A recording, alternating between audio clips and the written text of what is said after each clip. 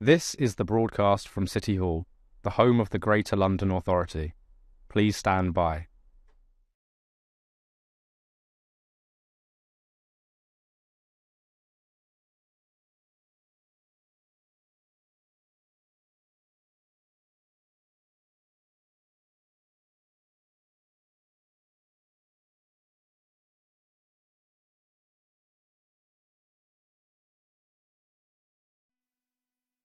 This is the broadcast from City Hall, the home of the Greater London Authority.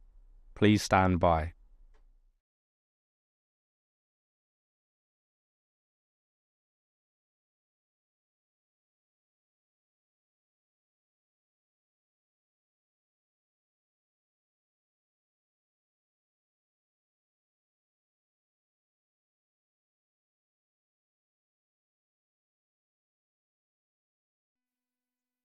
This is the broadcast from City Hall, the home of the Greater London Authority.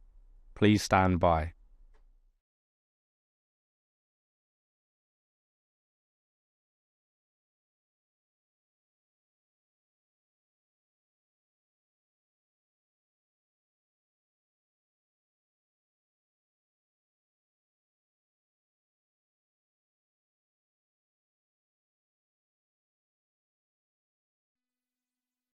This is the broadcast from City Hall, the home of the Greater London Authority.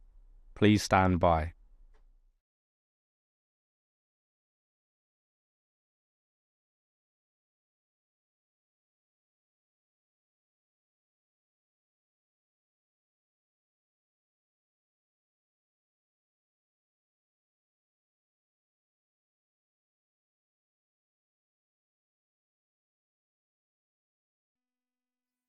This is the broadcast from City Hall, the home of the Greater London Authority.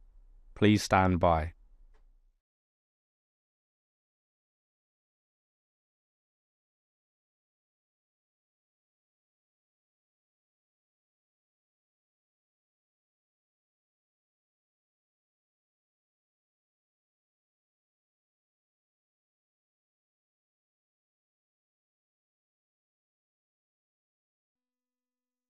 This is the broadcast from City Hall, the home of the Greater London Authority. Please stand by.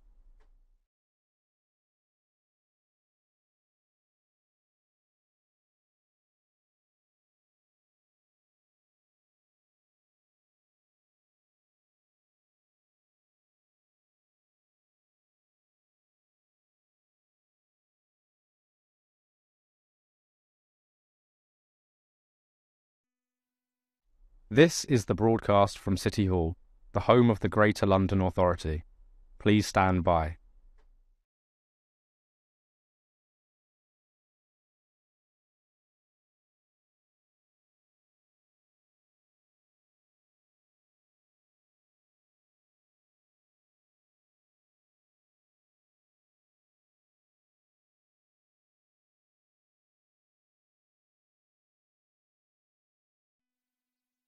This is the broadcast from City Hall, the home of the Greater London Authority. Please stand by.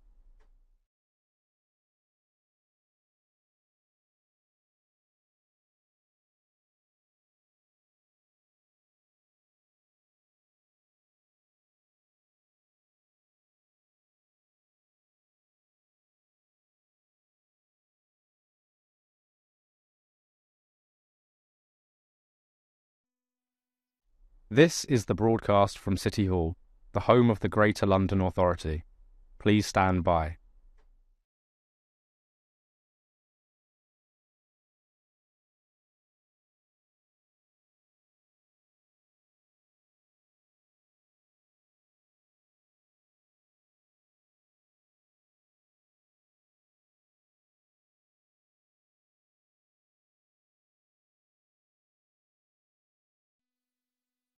This is the broadcast from City Hall, the home of the Greater London Authority. Please stand by.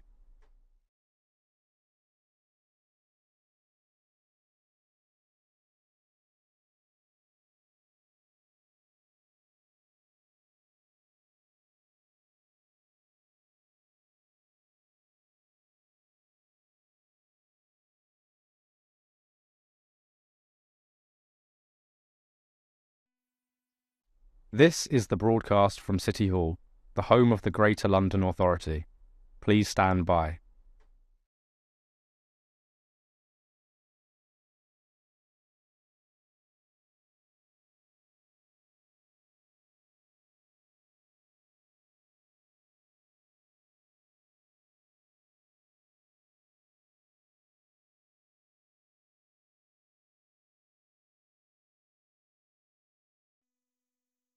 This is the broadcast from City Hall, the home of the Greater London Authority.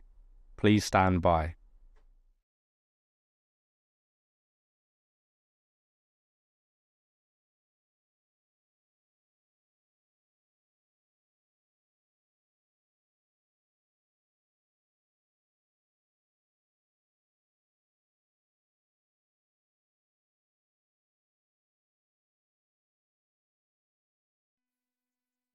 This is the broadcast from City Hall, the home of the Greater London Authority. Please stand by.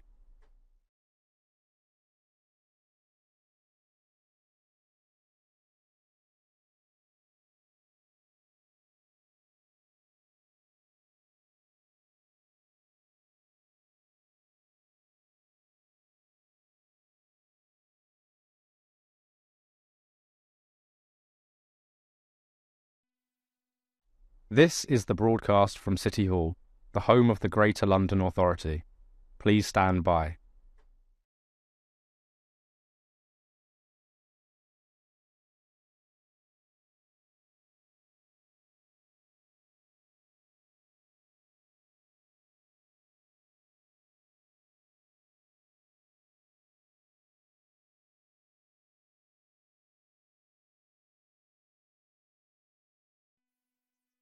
This is the broadcast from City Hall, the home of the Greater London Authority.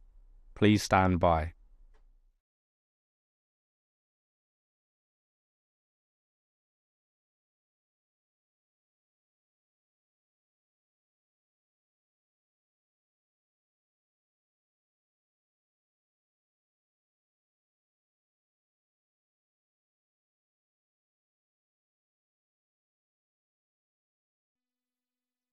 This is the broadcast from City Hall, the home of the Greater London Authority. Please stand by.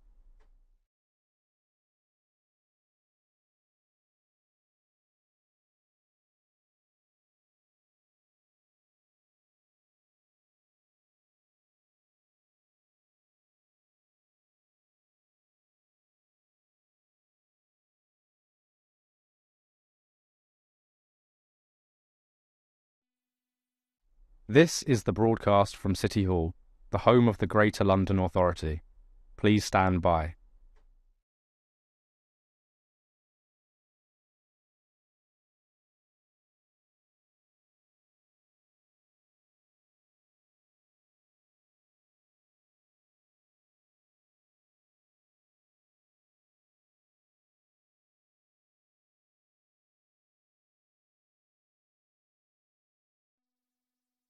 This is the broadcast from City Hall, the home of the Greater London Authority. Please stand by.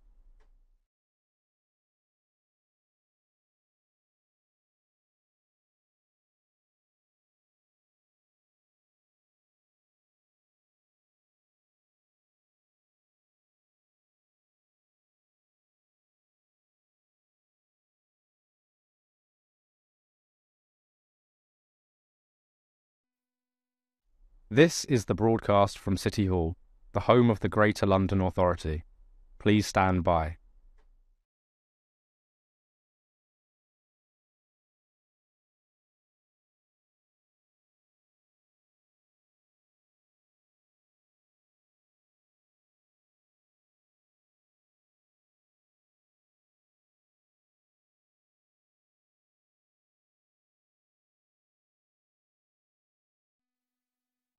This is the broadcast from City Hall, the home of the Greater London Authority.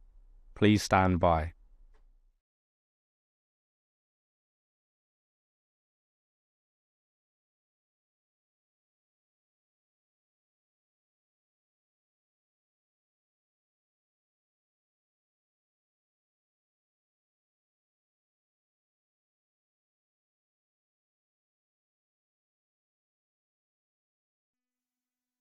This is the broadcast from City Hall, the home of the Greater London Authority. Please stand by.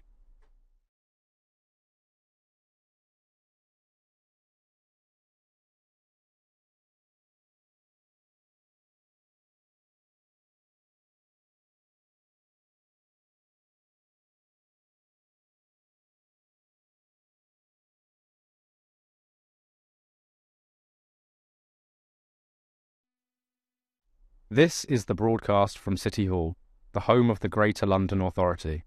Please stand by.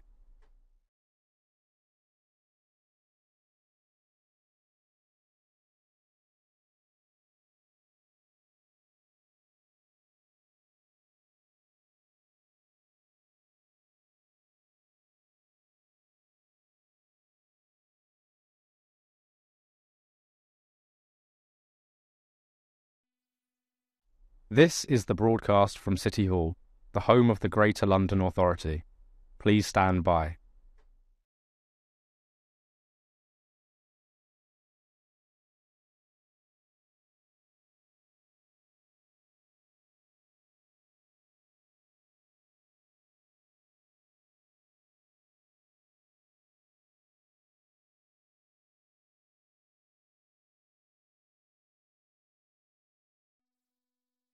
This is the broadcast from City Hall, the home of the Greater London Authority. Please stand by.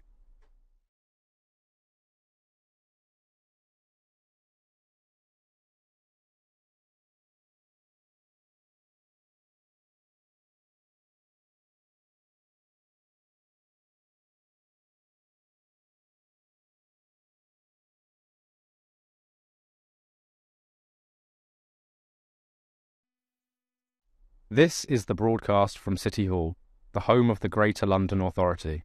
Please stand by.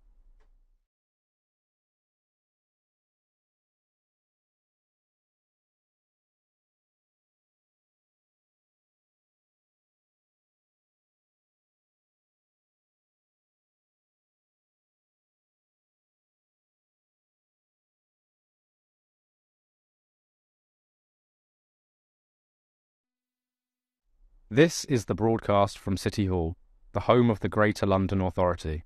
Please stand by.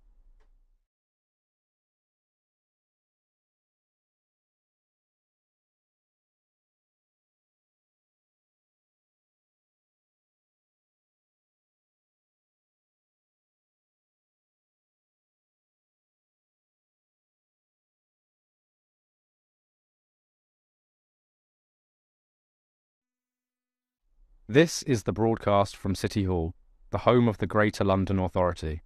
Please stand by.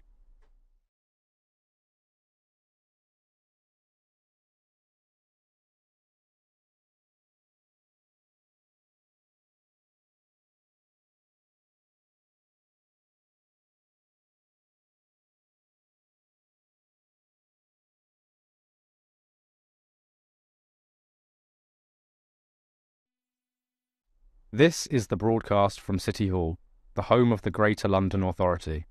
Please stand by.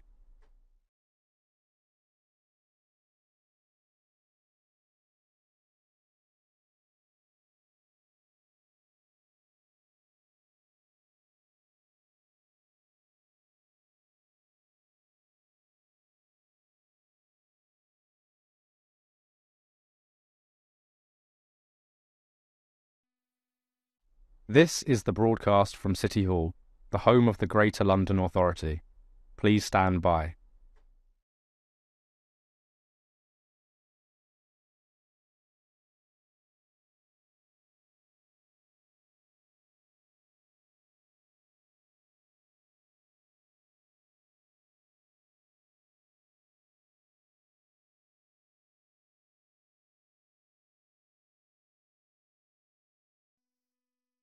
This is the broadcast from City Hall, the home of the Greater London Authority. Please stand by.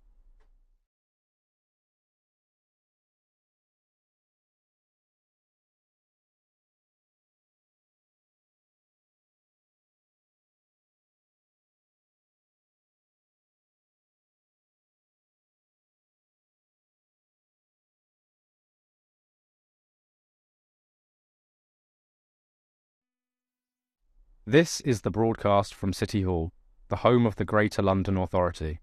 Please stand by.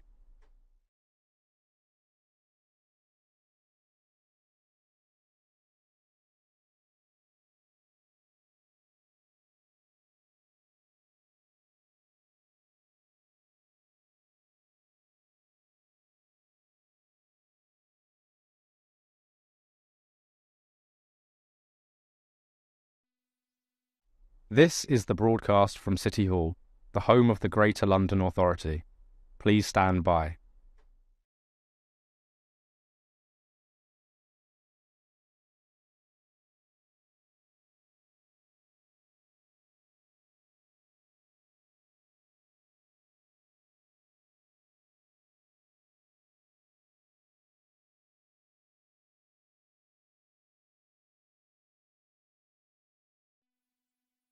This is the broadcast from City Hall, the home of the Greater London Authority. Please stand by.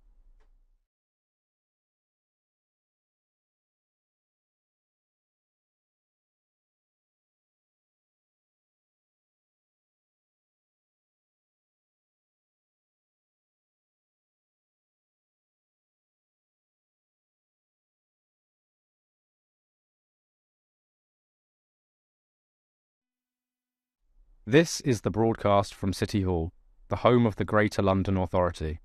Please stand by.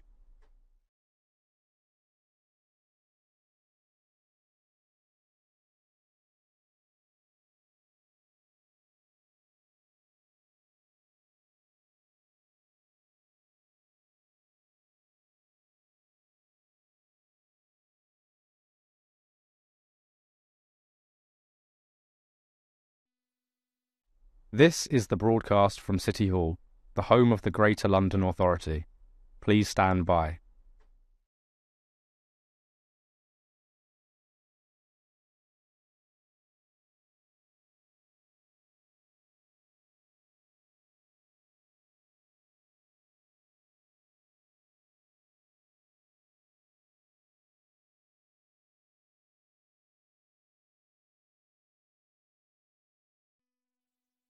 This is the broadcast from City Hall, the home of the Greater London Authority. Please stand by.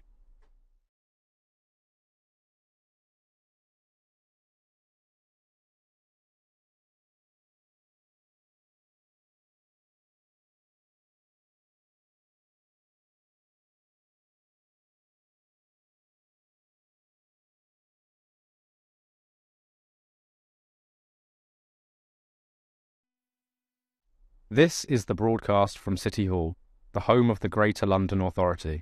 Please stand by.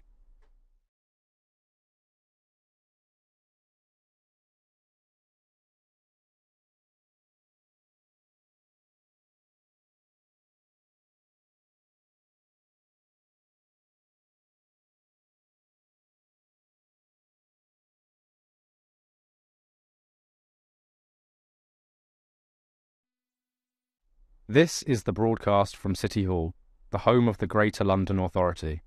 Please stand by.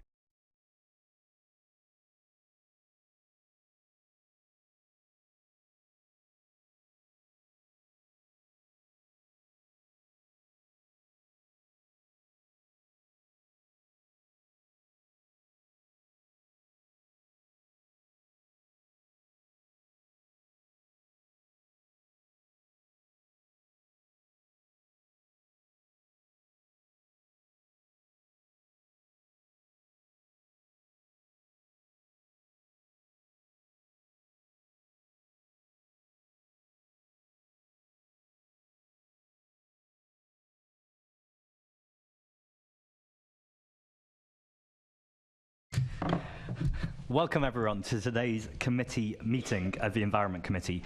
As Deputy Chair of the Environment Committee, due to the Chair being unable to attend this meeting in person, in accordance with Standing Order 2.1b, I will assume the Chair for the duration of the meeting. Members of the public may like to follow at London Assembly on social media and use the hashtag #AssemblyEnvironment for this meeting. Please may I remind you to silence your devices, and can I ask guests and members to position their microphones so that they can be heard clearly. Move it closer to you by picking up from the base if required. Today, our main item of business is a discussion with invited guests on low-carbon skills. Before we begin, we have a few items of business to attend to. Can I now ask our committee clerk, Jack Booth, to confirm any apologies for today's meeting? Thank you, Chair. We have apologies for absence from the Chair, Assembly Member Cooper. Thank you very much. Can I ask the committee to note the recommendations set out at item 2 and ask if members have any other interest to declare? Thank you, and no other interests. Can we confirm the minutes of the Environment Committee meeting held on 13th of September 2023 to be a correct record? Agreed. Thank you. Can I ask the committee to note the completed and ongoing actions arising from its previous meetings and the additional correspondence sent? Thank you. Can I ask the committee to note the response from the Mayor to its recent report, Light Pollution in London, as attached to Appendix 1? Thank you. We can now move on to our discussion on low-carbon skills. This item will be split into 2 panels, and joining us at City Hall for the first panel are Jules Pipe, CBE, Deputy Mayor for Planning, Regeneration and Skills, Anne-Marie Soyinka, Interim Assistant Director for Skills and Employment Unit, GLA, Cara Jenkinson, Interim Head of Cities for Ashden, Ed Richardson, thank you, Programme Director for People and Skills at Business London, Andrew Eldred, Director of Workforce and Public Affairs for the Electrical Contractors Association, and Polly Persechino, I hope I got that right? Persechino, apologies, Head of Economy, Skills and Employment at the South London Partnership. Welcome all, thank you for being here. So, Jules, if I can start with you as Deputy Mayor, does London have sufficient skilled workers to support the transition to net zero? Well, the challenge ahead of London, well, not just London, but the whole country and the whole world is massive. And just focusing on the city, I mean, to meet the Mayor's 2030 ambition, London needs close to 40% reduction in the heat demand of our buildings. It will require over 2 million homes and 250,000 non-domestic buildings to be retrofitted, properly insulated, something like 2.2 million heat pumps to be in operation by 2030. So it's a massive task ahead, and we're nowhere near that at present, and London is no different to any other city anywhere else in the country, and indeed probably almost anywhere else in the world. And there are myriad reasons for that, not least a lack of kind of national ambition that would set the weather for the country to invest, and particularly the private sector to invest, to have confidence to invest in both training and investment in facilities and in manufacturing plant. We see all sorts of U-turns nationally on national infrastructure investment, and that further exacerbates the kind of the appetite for what are international companies to invest. We don't. I mean, I'm sure there is a British heat pump manufacturer, but obviously these are kind of European scale, if not worldwide scale, operations. The production of the materials used in this, and so all that kind of lack of a lack of ambition and intention is a downward pressure on the enthusiasm for electricians and plumbers to skill up, for manufacturing operations to skill up and invest, and also that flows to the public as well, with an uncertainty within the public about what they should be doing. Everyone knows about, well, most people know about heat pumps, insulation, but what heat pumps? Who's there to give advice? What kind of insulation? It's the weather is just not being set to encourage this kind of investment. And obviously it's easy to say, well, what the Mayor's doing about it, and we can talk about all sorts of things that the Mayor is doing, but it's always going to be, a city operating in isolation. It's going to be a drop in the ocean compared to what's actually required. Just because the Mayor of a city, albeit a city of 9 million Londoners, just because there is a demand there, that's not going to shift the dial in a kind of European and global interest in investing in the UK. Thank you. And what has your research shown you about potential skills gaps? Well, probably the best look at that is the LSIP, which is the most recent work on this. that has identified the obvious skills gaps on electricians and plumbers, for example, because I think we have gone through a period in this country where people think, oh, there are unemployed people and there are school leavers. We just need to put them on a 6-month course and then they can be retrofitters. And that is a complete nonsense in what is actually required. The essential jobs, fitting PV on a roof is essentially an electrician's job, potentially with the help of a scaffolder or roofer, but essentially an electrician's job. Heat pumps, essentially a plumber's job. Retrofitting invariably will involve removing a gas boiler, so you'd have to be a Corgi registered heat engineer. So the idea that there are quick fix courses to sort this out is for the birds, and it's the core building skills. And not just construction skills, it's all sorts of things, building systems management, right across the piece. It's all the skills and jobs that we have now that have to be given an additional twist, whether it's in the stages of training when people are going through their initial training, or for people already in the trades, there needs to be upskilling. But we can explore this, that there are myriad, I call it it's a mosaic of myriad different pathways that people can take. Regulated, unregulated, with qualifications, without qualifications. And as an example, a lot of manufacturers offer free training to upskill on their particular product. And so if you were an electrician and wanted to get into PV solar, there will be a manufacturer in the country, almost certainly, who will be offering you training on their product, as an example. So that's a kind of a route that is totally outside the whole kind of skills sector that we deal with. At the end of the day, the best way forward would be a real push on apprenticeships and actually getting more people through the apprenticeship route, having those people doing the training in those apprentices being trained themselves, because that's another bit of lag in the system as well. It's taken time to train the trainers, which is going on. We've got loads of examples of that in London where the trainers in colleges are being trained up. But at the end of the day, the gold standard would be proper apprenticeships in all the core building trades that have a module with the respective green specialism bolted on as part of it. Thank you. So I want to come back to that, but you mentioned retrofit and about how it's for the birds. The idea that people can just have a bolt-on course.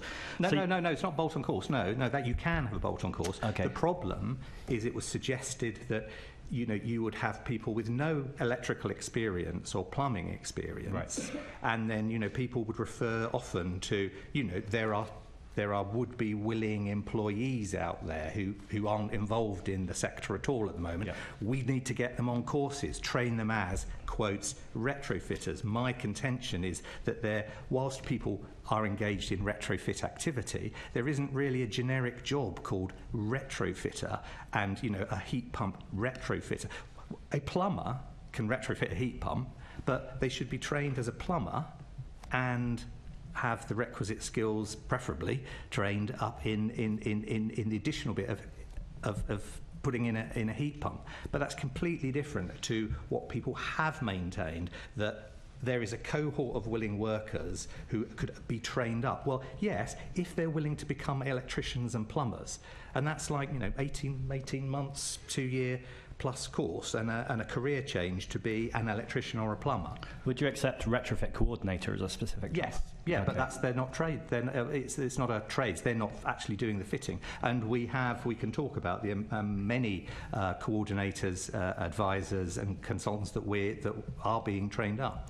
I'm going to bring Andrew in a second, but do you know how courses across your academies provide skills training directly relevant to retrofit? Sorry, say again? So you have your skills academies. Yeah. How are they making, because you're saying that they need to have this training, so how do your academies do that? Well, through one route is that effectively the academies are a coordination exercise. They bring together they're identifying potential recruits and talking with with DWP services and potential college entrants. They're talking to colleges, they're talking to manufacturers and local businesses, and they're bringing people together to create effectively pathways through to being trained up. But this we're here talking about sort of level 2, level 3 qualifications. They are only really now pivoting to having those extra bolt-on modules in green because a number of reasons. The colleges are businesses. They need to know that the demand was there and it's totally demand driven. They're not going to put courses on that remain empty and that they then don't get paid for. And the beauty of the academies system is that the Mayor set up is the fact that there have to be employers involved, and therefore there have to be potential jobs, and so therefore it gives the colleges involved confidence that they're in making the adaptations like training the trainers, making sure that their tutors are properly skilled and able to deliver the green modules, but also investment in the buildings themselves, and we've got numerous examples of where we have invested in colleges to provide new facilities. I went round the brand new building that I don't know we paid for all of it or half of it, the LSBU building down in Lambeth. Brand new facilities for all courses, and including I saw their rigs for EV installation and for heat pump installation. But as I say, they're just pivoting towards that to be able to deliver that. There's also obviously the boot camps as well, and that's different because the boot camps aren't about taking people raw and making them, as I say, because you can't do it, making them heat pump engineers. Instead, they're contributing bolt-on modules to people who are already effectively qualified electricians and plumbers. And again, the academies is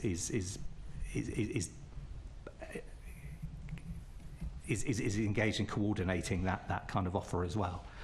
To come back to the courses directly related to retrofit for skills academies, would you be able to... And those are basically on kind of retrofit advisors and consulting, and then there's kind of arboricultural, and there's... I want to bring Andrew in, but would you be able to provide the committee with a list of the courses that are doing that direct retrofitting work?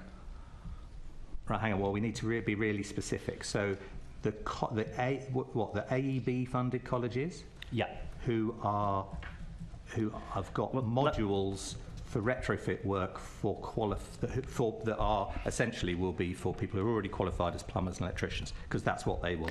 Well, maybe you can correct my assumption. I found 17 training providers, and I could only find 3 courses that are doing work specifically directly related to retrofit. Are there more than 3 courses? And are these the kind of retrofit advisors, or is this actually the fitting and delivery? This is the advisors.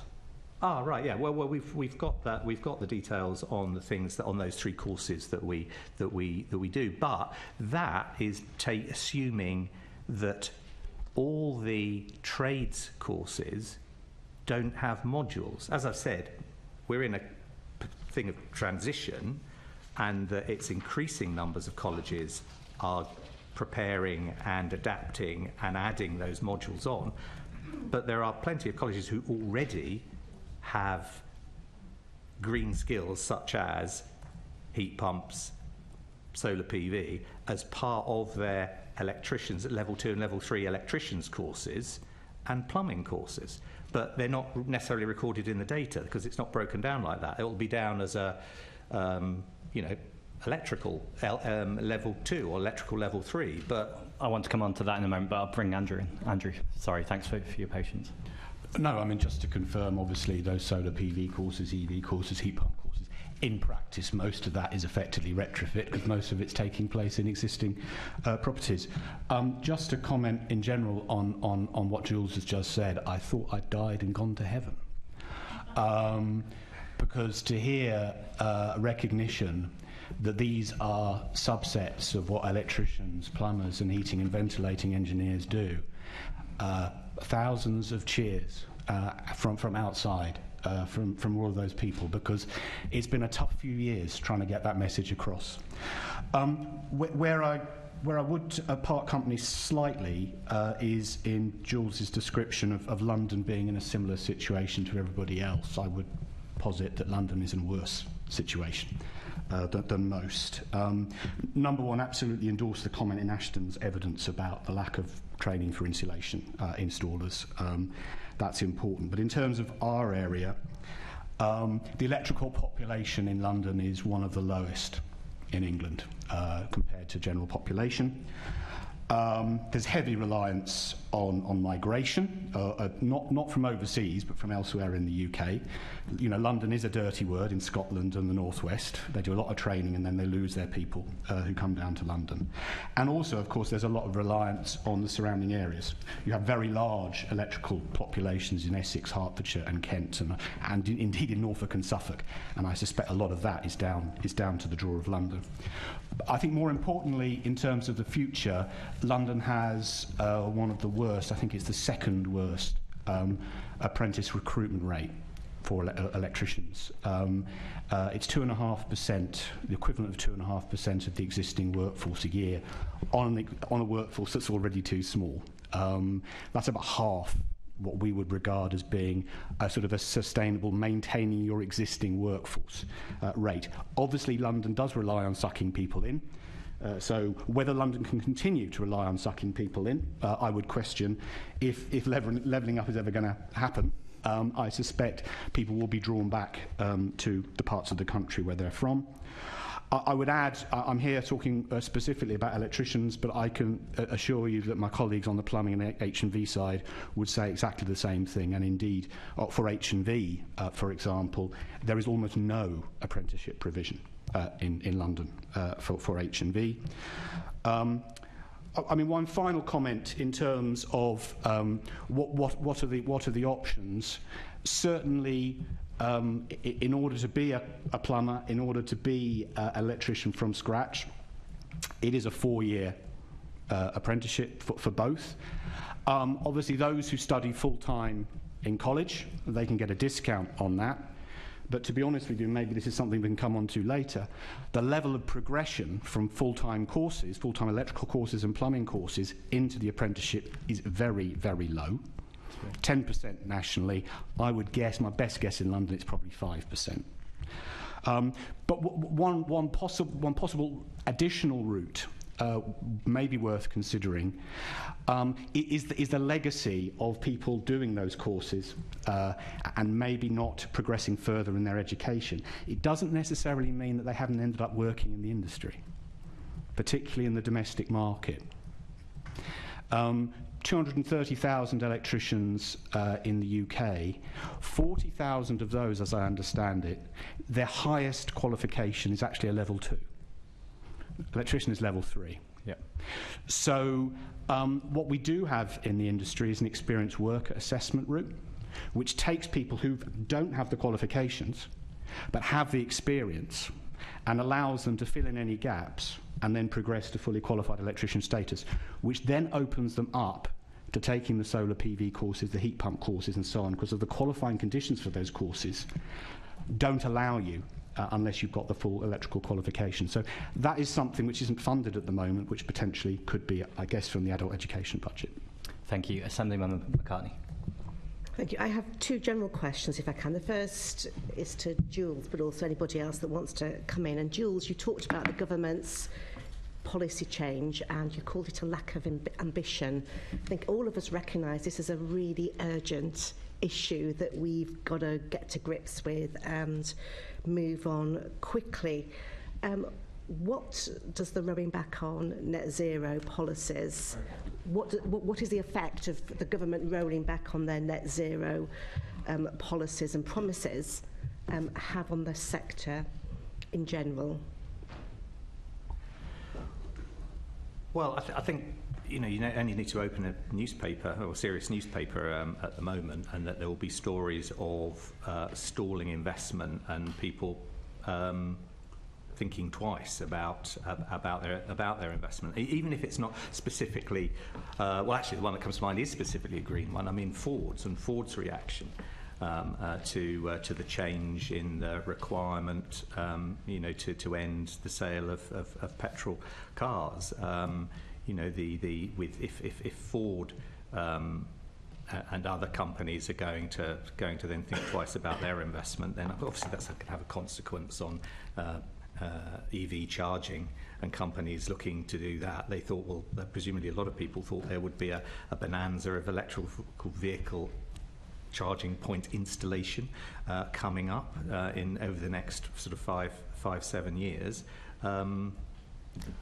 It can only dent confidence to whether you were an entrepreneur with a small electricians company, or whether you were looking to set up some, if not manufacturing, at least a distribution firm for the equipment for car charging in this country. Why wouldn't you just hang on a bit to see when things had settled down, to see what way the direction of travel genuinely was? So I can only think it can have a cooling effect.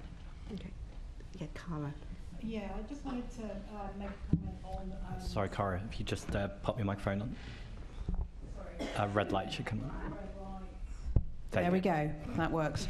I just wanted to talk about the impact on confidence, in London and on demand, particularly in relation to retrofit and insulation. Because whilst the rollback on net zero absolutely isn't helpful, we know in London that we're going to have to retrofit thousands of social housing. That some of that money has already been secured by London, and it's what's really important now is to work with those tier 1 contractors that are delivering those schemes to make sure they are training now, and that is difficult because the way it works is, and Andrew alluded very well in his evidence to this, is there's a lot of subcontracting out. So the tier 1 are not the people that are actually training the people that are doing the work. But unless you get them working with all those subcontractors, we are not going to build up that base of qualified installers, which you need to train over several years. We need to start that now, and we need to work with those tier 1 contractors to make sure that they are getting those subcontractors trained. Okay, thank you. And I've got other people to come in. Yeah, I think we've got the whole full house here. Yeah. Just to add to that, I'd echo a lot of the points that are made around this challenge around uncertain demand. I think it's worth noting that through the LSIP process to date, which was coordinated before recent policy shifts were announced by central government, through a lot of that dialogue we had with employers and training providers, the lack of clear demand signals was a key challenge that we were picking up, particularly around retrofit, but also in other key areas. That lack of policy really is dampening ultimately employer demand and acting as a barrier to developing the skills pipeline and the skills supply side. I think particularly in regard to upskilling workers as well, it's an interesting area, or workers who may be in a position potentially to reskill and take that time out, older workers perhaps with linked but technical expertise which would need sort of bridging. They see less of an incentive through the need to invest time and sort of monetary cost into that retraining when they see these policy shifts come through.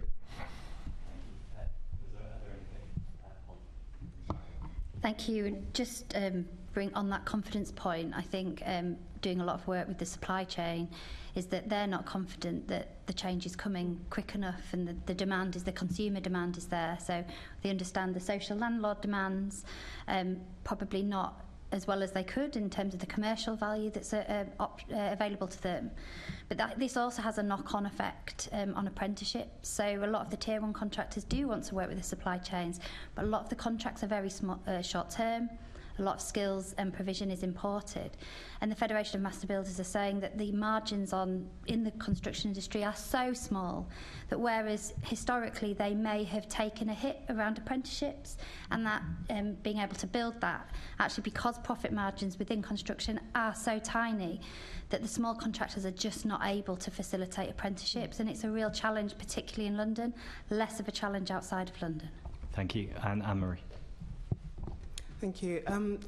Yeah, just wanted to add that that kind of lack of certainty around demand also means that it's quite difficult to prioritise funding around green skills. So for the adult education budget, for example, we've got a fixed pot of money that is there to kind of address multiple priorities, and that, you know, where the demand for green jobs is not kind of apparent, it's difficult to kind of drive learners towards those courses, and then, you know, that money will be taken up by other priorities, essentially.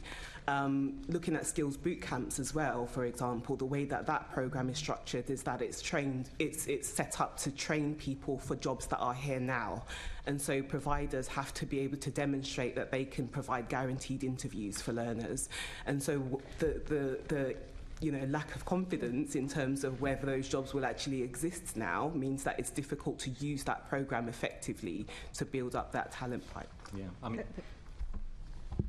Yeah, can I also say another thing? And it's just anecdotal to me, so I apologise. But I think it's illustrative. Is that I recently had to have a repair on my gas boiler, and I asked my plumber, well, it's not going to last much longer. What about thinking about a heat pump? And he said to me, well, tutted, and then said, well, actually, it's too expensive. You're best getting another gas boiler. But he did also comment that actually he'd booked onto an upskilling course for heat pumps, but he wasn't sure he was going to do it because he didn't think it was worth his time. So I suppose, Andrew, I want to ask you particularly, how do you actually get a message through to the workforce that in spite of government policy at the moment, there will be work there in the future, and really they do need to have the enthusiasm to retrain? I would say there is a particular issue around heat pumps, and I think probably we're coming to that later.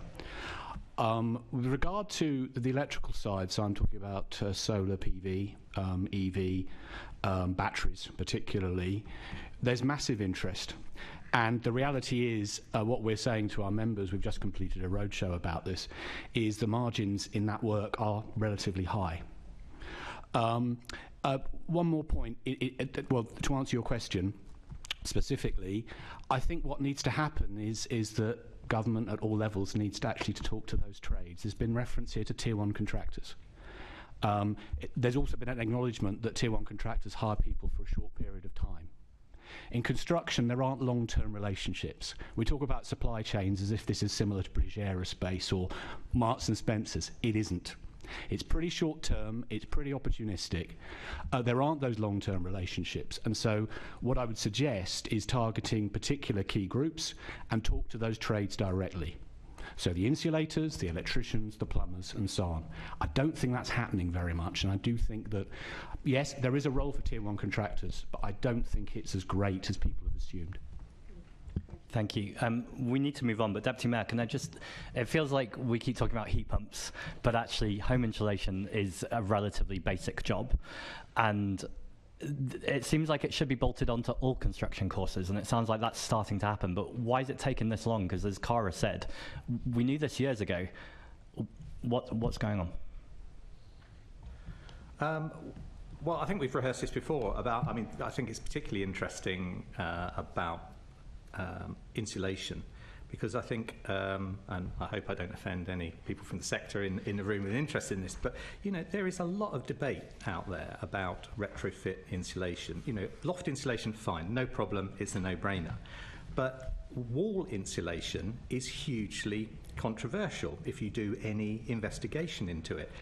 Internal wall insulation, apart from what I've rehearsed before about, you know, if you've got the money and living in a Victorian Edwardian house and you think about wall insulation, well, that you're taking 6 inches off, used to be 4 inches, now they're recommended 6 inches off the dimensions of your room, and you've got all the issues about deep skirtings and cornicing that you want to preserve, and so, you know, that's a bit of a disincentive. But putting that to one side, technically, if you know, you can put a vapour barrier in, you can put the insulation in, but you're moving the dew point of the wall into the wall. And so, you know, these houses weren't designed to leak energy, but they do leak energy. And over time, people established, well, that's the way the houses work. The walls are kept warm, and it ensures that the moisture evaporates. Insulating the inside of the wall means that the walls don't evaporate, and they're going to get wetter, and especially when they've had cementitious mortar used instead of lime mortar, you're going to get brick spalling on the outside.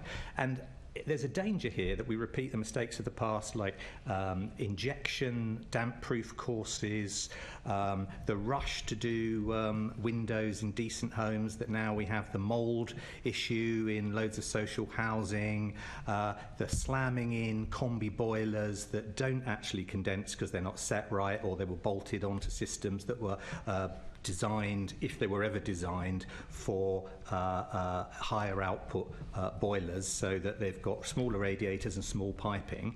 All these are huge issues that we need a proper building research establishment in this country to establish a gold standard about what people are trying to aim for. So then 2030 isn't possible. I'm only interrupting because we need to move on. But either we have to do this because we have to get to net zero by 2030, and we need to retrofit and insulate homes, or we shouldn't have declared a retrofit revolution. It is a huge... Well, no, we need a retrofit revolution, but there need to be proper steps taken, otherwise it's just going to be a dash to throw stuff in that we'll regret in 20 years' time, as we have seen on other technologies. And my final question, I'll hand over to Assembly Member Best, are those proper steps bolt-on courses to AEB provided, AEB funded training providers for all construction?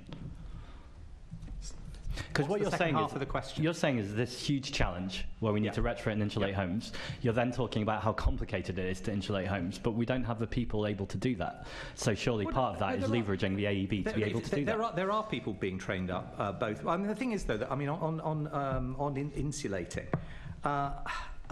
As I've said about the actual practicalities of installation, it's a kind of a carpentry job and a plastering job.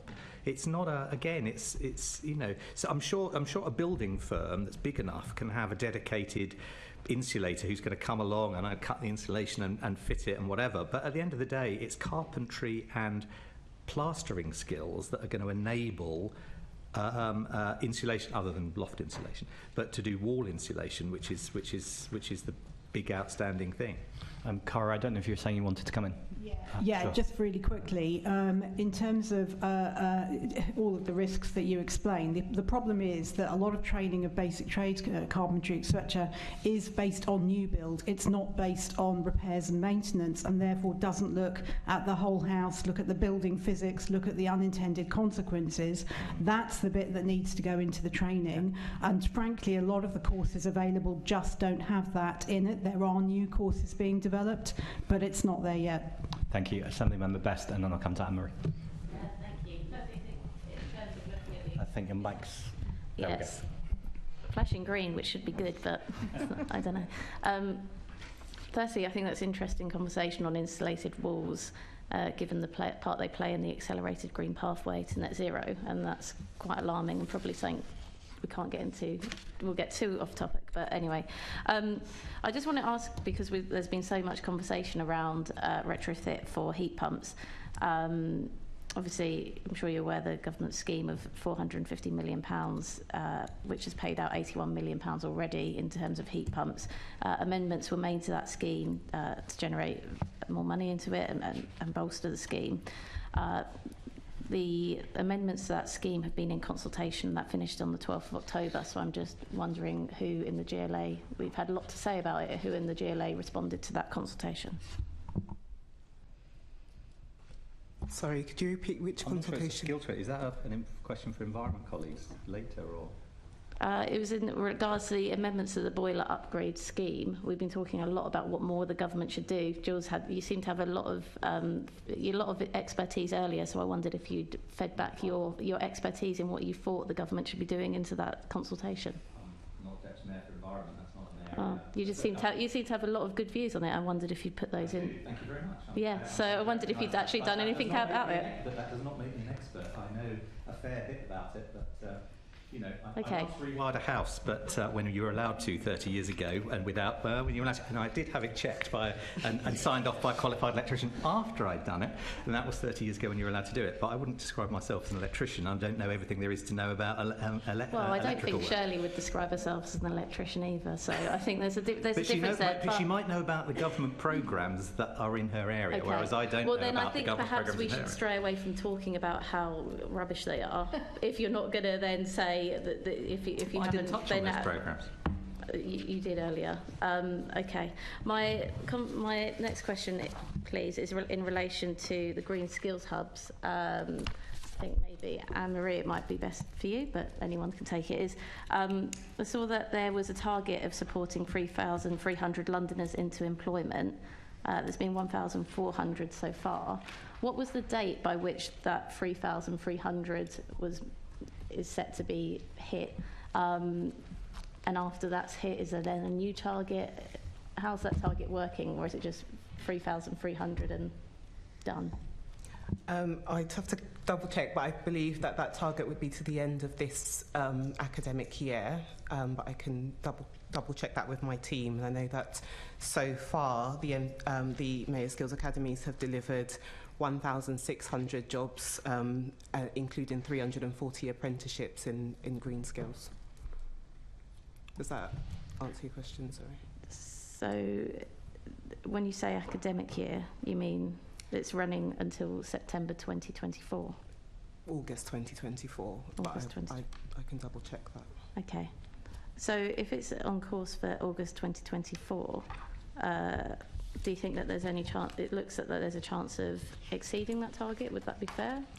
I think we're working hard to make sure that we achieve it, and if we exceed it, that would be a bonus. So we have so far supported 3,000 Londoners into new learning in that area. So hopefully we would be able to support more of them into jobs.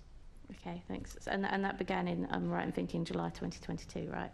To run from July 2022 to August 2024. Thanks. Okay. Thank you. Deputy Mayor, moving on to green skills hubs. Yeah. Do you sorry, can I just add that the Mayor is going to be extending funding into an additional year for Into 2025. For the most successful hubs. Thank you. And Deputy Mayor, this might be for you and or Polly. Do you have any examples of new training that's been provided by the green skills hubs? Yes, if Polly would like to go first, we can find a shot. Yeah, absolutely. So I think the Green Skills Hubs have been absolutely integral in supporting that pathway. It wasn't a well-trodden pathway into green skills and our jobs, and it's given us the opportunity to improve the breadth of skills provision across London, but also create new collaboration. So within our Green Skills Hub, we facilitated the connection between Solar Energy UK and South Thames Colleges Group, and they developed a solar energy boot camp, and that they then progressed on to a solar installation course and then progressively onto jobs. So that's significantly new provision and a new training course, and learners into new jobs and work as a result of that. And that's one example of the hub's impact on connecting organisations, developing new training provision, and securing employment for residents who may or may not have had any technical skills previous to their qualifications. Deputy Mayor. Oh, sorry, Ed put the hand up and I'll come to you, Jules. Ed. Just to add on Green Skills Hubs, it's good to hear that there'd be an additional year of funding committed to the programme. One of the asks coming through the LSIP is for that sort of longer term funding certainty. So that does give a sort of level of direction around the commitment there. I'd say on Green Skills Hubs more broadly, feedback from employers has been positive, as it has been on the Skills Academies Hub programme more broadly. One of the things we're trying to action through the LSIP is how do we sort of elevate them and actually get more employers plugged in and connected to the programme as is part of our broader sort of mission to get employers more invested in the skills system more generally. Deputy Mayor. Thank you. Can't really add much more than Polly in terms of flavour of what's going on, but just a couple more examples. I mean, plumbing and heating engineering courses have been developed by several hubs. The CCG group London South Bank University and the South London Partnership include different training opportunities related to heat pumps and retrofitting.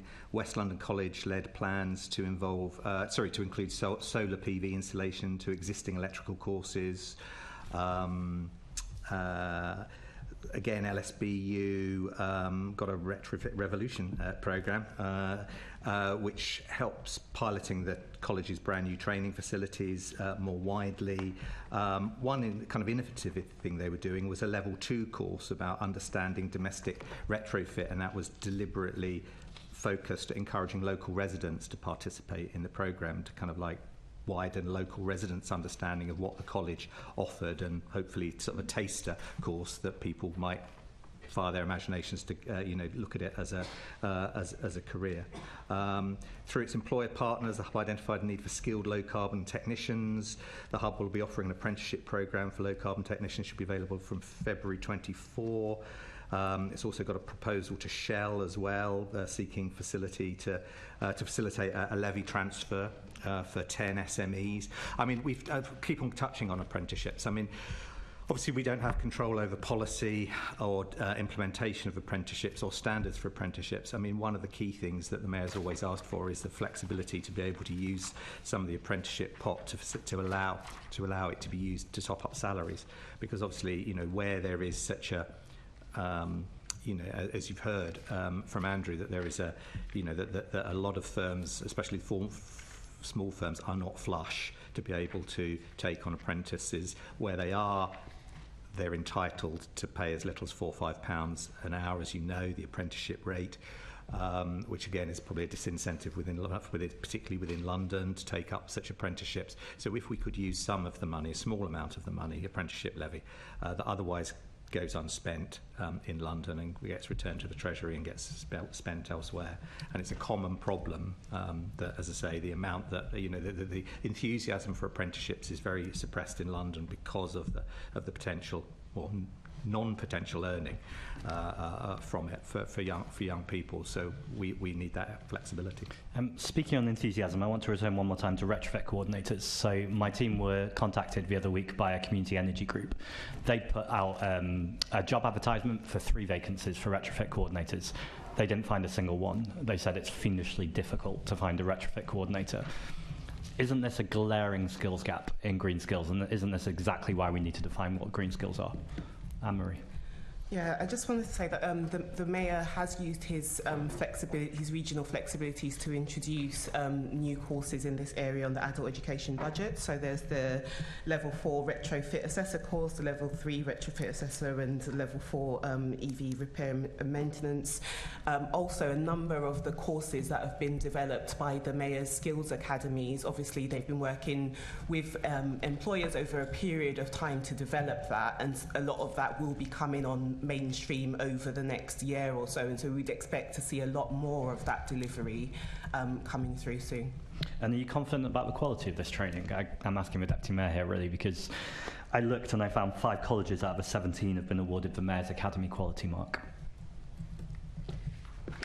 Sorry, what was the point that you were making at the end there? I get there was about quality marks in the numbers, but what's the point that you're making that you've looked? So the Mayor has a quality mark. Yeah. And then when we look at where you're providing funding, yeah, but are you saying 5's too low, or what? It's way too low. You've got 17 of these courses, and 5 of them have only received a quality mark. What's going on with the other ones? 5 providers. Yeah. Yeah, so I mean, we've just reopened the applications for quality marks, so we'd expect that through this current process that's going on, we'll get a higher number of quality mark providers coming through. Yeah, I don't think we've done it for quite a couple of years now, so yeah, it does need refreshing. Andrew, and the key incentive for people, to be honest, to take up the quality mark was the fact that we would only invest capital in those who were had the accreditation, and of course skills capital has now been removed from being devolved to MCAs and the Mayor of London. Andrew. I'm getting a flashing green light. There we go. Just on the visibility of the skills hubs, survey research we've done identifies that London has a very high level of electrical contractors saying they can't do this work because they don't have the skills. I can only conclude that they're not aware of the provision that's available. And so I return to my previous point, is there needs to be much more engagement with those trades. Most of these companies, hardly any of these companies work for Tier 1 contractors. So we really need to engage with them directly. Thank you. I've just found this really fascinating, this first session, and I've been gripped because I'm coming from the fact that I was chair of economy last year, and also as an educator. There's so many aspects to this. It's a lot wider, and I want to ask a very basic question. I think you just slightly touched on it, on the definition of green skills. I think that's the problem. And when I was at the Business London conference, the chair actually asked the panel, what is a green skill? What is a green job? This is the problem. The fact that there is such a lack of understanding of what, and an awareness in businesses, employers, and people that are trying to reach out, what this actually means. But the conversation that I picked up on here was that you were actually using the words upskilling more, and you're using the word reskilling more. And I think that's the conversation that we should really be having more than anything else, because we've got these existing jobs that aren't being filled by plumbers and carpenters and electricians, etc. So really, it's an economic question, I think, that we should be grappling with. And that's kind of where I'd like to kind of bring in that question. Is there anyone here who can help me define that question of green skills and green jobs, and why it is such a problem to define it?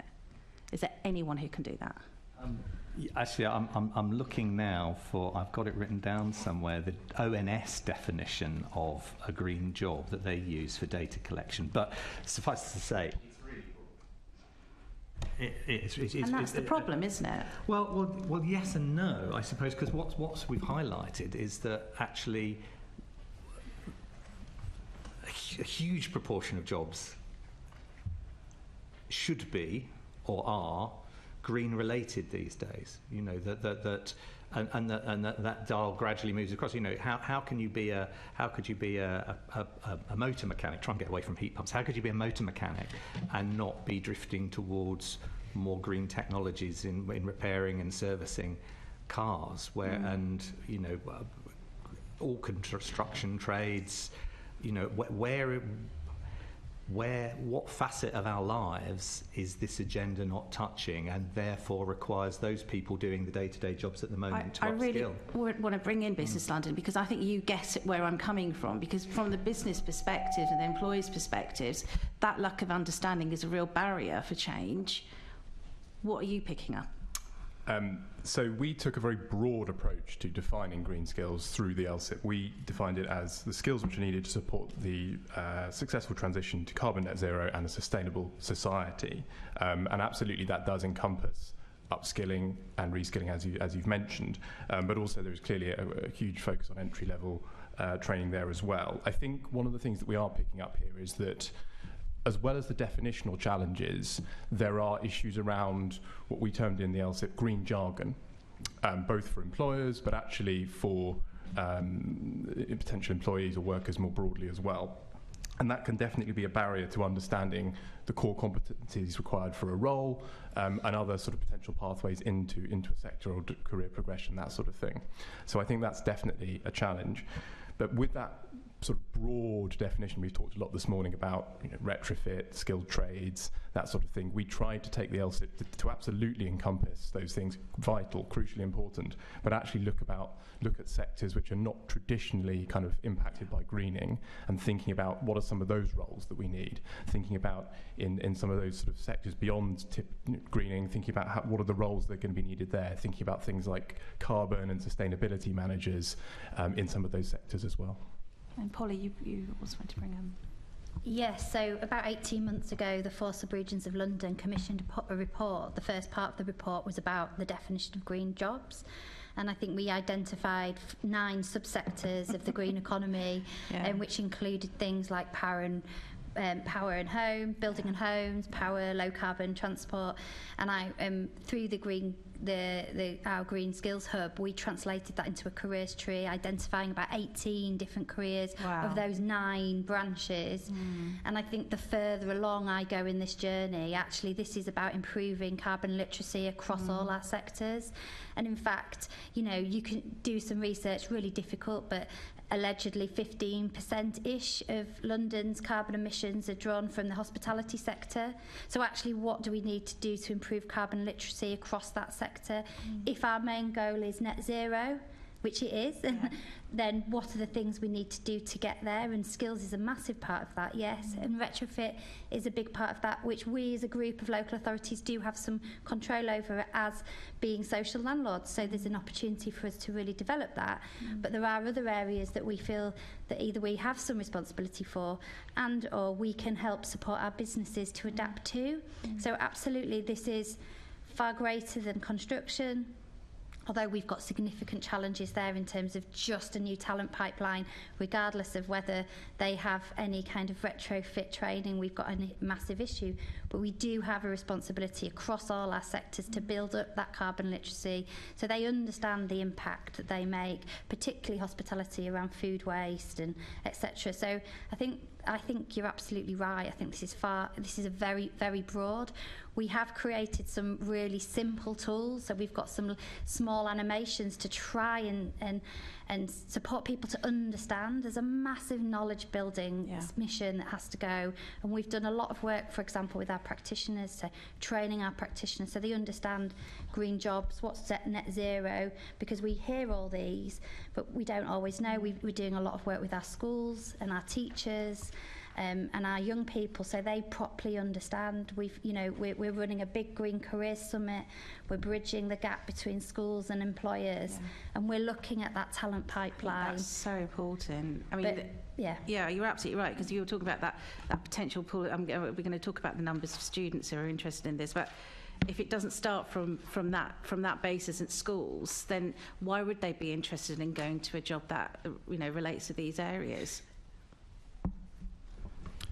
I have another word I use for green jobs. It's called electrification. Yeah. I would say that, wouldn't I? It's not the whole answer, but it's a significant part of it. You talk about electrification of heating, electrification of transport.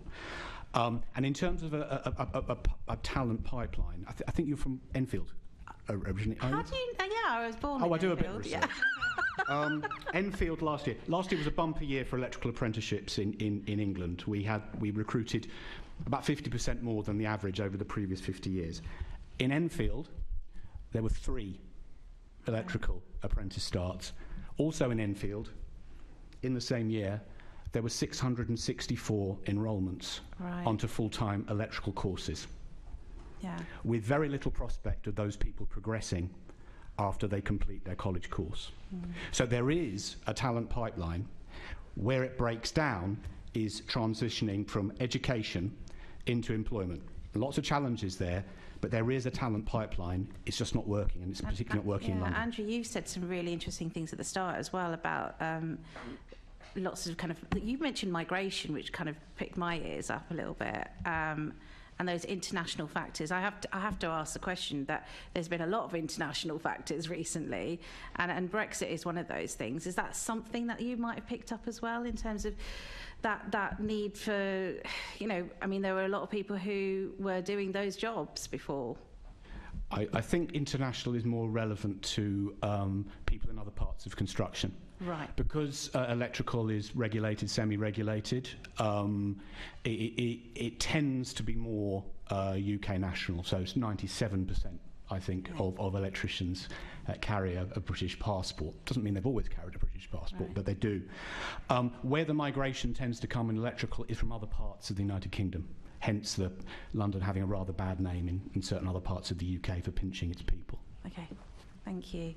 Let's talk about numbers of students. So maybe Jules and Polly, you might be able to answer this. How many students are currently enrolled in green skill academies, and what are the vacancies looking like? Do you know? So I think I mentioned that before, that we've got 3,000 learners from the green hubs. And let me look in terms of the awareness and of those groups you were talking about. making sure that there was enough people picking up on these courses and knowing about them. Can you tell me a little bit more about how you're increasing the awareness about the training? I think probably yeah, shall I take that? Polly. So, as I alluded to earlier, we're doing a lot of work with our work coaches, particularly because they're frontline, supporting people who are either in low-skilled jobs or unemployed. So, really training the practitioners so they've got a good understanding in South London, particularly of the local provision that's on offer, and then the pathways into work from those skills provisions. So, we do have some retrofit assessor jobs and awards in retrofit that's being delivered, but we also have awards in sustainability and also more technical plumbing, electrical, building services, and then we do have some higher level qualifications as well. I think our training providers that are associated to our hub have significant number. That includes waste management. So what we are doing is an exercise with those frontline practitioners, also so the employment recruitment agencies, and our contractors who are running the work and health programme, Pioneer Support, all the employment support programmes. We're doing work with our community voluntary sectors, so how we infiltrate wider communities, so people who would not maybe necessarily ordinarily engage with job centres. So we're moving that work up more substantially now, particularly around Pioneer Support and how we help people through a skills pathway into jobs. It is a new pathway, so there has been a lot of knowledge building, and we've been really focusing on how we create that talent pipeline and move that pathway through. But I think it's also really important to say that there's a significant element of upskilling and reskilling required, and how we do that and how we talk to our supply chain is going to have to be a focus moving forward, not necessarily of the hubs, but of us collectively. And Jules and Anne-Marie, about the funding as well, can you just tell us a little bit about the core funding and how much comes from the adult education budget itself, specifically? Is this for the hubs or? Yeah, for the Green Skills Academies. So we have 5 Green Skills Academies. The cost is about £250,000 per hub. And we have an additional one which is a mixture of green and digital. Sorry. Yeah. So the combined figure would be 1.5 million. Okay. Now we've got some evidence to say that the long-term funding for the Mayor's Skills Academy hubs, including giving them clearer operating models. What do you mean by that exactly? I think it's more about kind of learning from the performance of different hubs there will be slight variances between that, and it's about taking the best practice essentially from the hubs that have been more successful, and making sure that all of our hubs that are going forward are learning from that and delivering as best as they can. And do you think that the current level of funding dedicated to Green Skill Academies is sufficient to increase the provision of low carbon skills training at the moment? Well, I think the Mayor's Academies forms one part of obviously the work that we're doing to provide skills in this area. So there's also about 33 million that's being spent on green skills from the adult education budget, which is about 10% of our overall spend. There is money that's coming through the skills boot camps, and so yeah, I think in terms of making sure that there's that wide provision across different levels of skills.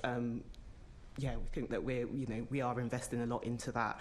There's also the Skills Capital Programme Round 3, which we launched last week, £10 million, half of which we dedicated to providing resources and equipment to make sure that there's that technical resources available to upskill people. So we're definitely and that's the first time that we've actually dedicated a proportion of that funding to green skills. So we're definitely continuing to make sure that we're using all the funding levers that we have to support upskilling people in green skills. Have you thought about the future and how you might plan your future plans for funding and how that might change? What kind of developments are you looking into?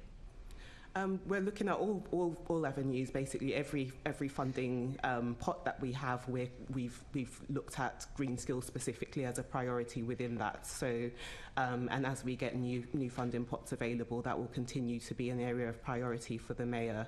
And even through our normal adult education budget, we've been continuing to prioritise delivery in green skills and making sure that all of our providers are putting forward their plans to increase delivery in this area. And we're also leading by example by asking all of our FE providers to actually put forward plans by 2024. The mayor has requested to make sure that their estates are carbon neutral by 2030 as well. How are you working with Business London and the London Chamber of Commerce just to kind of make sure that you're on the right track, specifically on skills gaps as well? My team work quite closely. I think Ed's best to talk about the LSEP really on that. So we've been working very closely with GLA colleagues around the development and delivery of the LSIP in year one. GLA had colleagues were sat on our advisory group, which steered the development and delivery of the work. They also, the economics team also contributed to the, or led the delivery and development of the evidence base, the economic evidence base, which stood behind the work. It's a very impactful document, we think, which captures a lot of the challenges for London as well. And as we move forward now into sort of so-called phase 2 or year 2 of the LSIP, we'll be looking to sort of maintain and deepen that engagement with the GLA around delivering on the priorities in our LSIP roadmap and with the GLA's continued representation, for example, on our advisory group as well. Okay, thanks.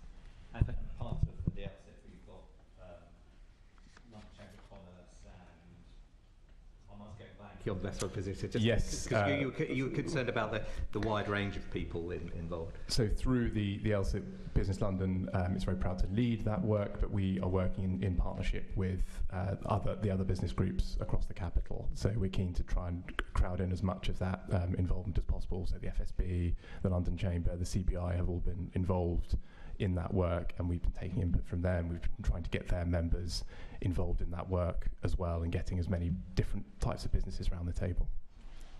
Thank you, and thanks for your speed there. We're catching up on a busy agenda. Anne-Marie, you mentioned earlier new courses for insulation. Would you be able to provide the committee with details of those new courses? Yes, we can provide that following the meeting. Thank you. And can I just understand that none of those are for retrofit coordinators? They're for retrofit insulation? I'll get the team to clarify that in the response. Okay, thank you very much. Assembly Member McCartney.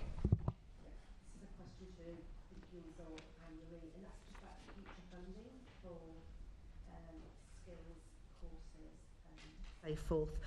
Have you had any discussions with government about what the level of demand is meant to be and whether they're going to be putting any further funding into this area? Or is your current funding sufficient? I can definitely answer that. Our current funding is definitely not sufficient. I guess, there are two elements to this. There's the first point in that the adult education budget has not grown since it was delegated to the mayor, and so there are increasing pressures on that budget. And demand has grown, particularly coming out of the pandemic. We've had quite a lot of, growth in demand, particularly around, ESOL, other courses as well. So there's a lot of pressure on the budget at the moment. There's also the kind of issue with the fragmentation of the skills funding landscape, in that there's loads of different pots that we've been trying to work to kind of simplify as much as we can, but obviously that's not totally, it's not very much within our gift. And it's, I think, the ask of government is to kind of simplify that landscape, to provide a single funding pot that the mayor can then use to align with his priorities much more easily. At the moment, it's quite difficult to do that, and there are a lot of, things that are stipulated from central government that we're having to kind of work around to make sure that that we can deliver the mayor's priorities as best as possible. And I mean, extra funding is always welcome, but it would be great if it wasn't in the middle of a year and had to be delivered by an unreasonable time frame. So again, this plays to the point about having a single pot. Yeah. Okay, thank you. Thank you. Assembly Member Soyinka. we've been talking a lot about the skills academies, but these require teachers. So the first question is to you, Polly. Okay. What can be done to ensure there's sufficient college teachers with a detailed understanding of the low carbon services? So I think across all FE, teachers and tutors within the sector it's a really challenging time, and it has been for some time, because actually, particularly for new and emerging technologies, quite frankly, wages aren't competitive enough to draw people out. So we have to think of more innovative ways to develop our teaching staff. So one of those is providing masterclasses for the existing teaching staff. So we've been doing that. We've been supporting our FE providers to do that across the sectors. So that's drawing in expertise from engineering, construction particularly, to support the upskilling of staff. And actually all staff have to have a set period of upskilling within industry every year, and that's to satisfy awarding organisations. So that happens regardless of what we do, but there is definitely a focus on how we, particularly in construction, how we build that. So for example, in Green Careers Week, we have facilitated masterclasses for existing staff, but we're also bringing in other FE colleges for one of our big providers so they can learn from each other. So we're facilitating that best practice.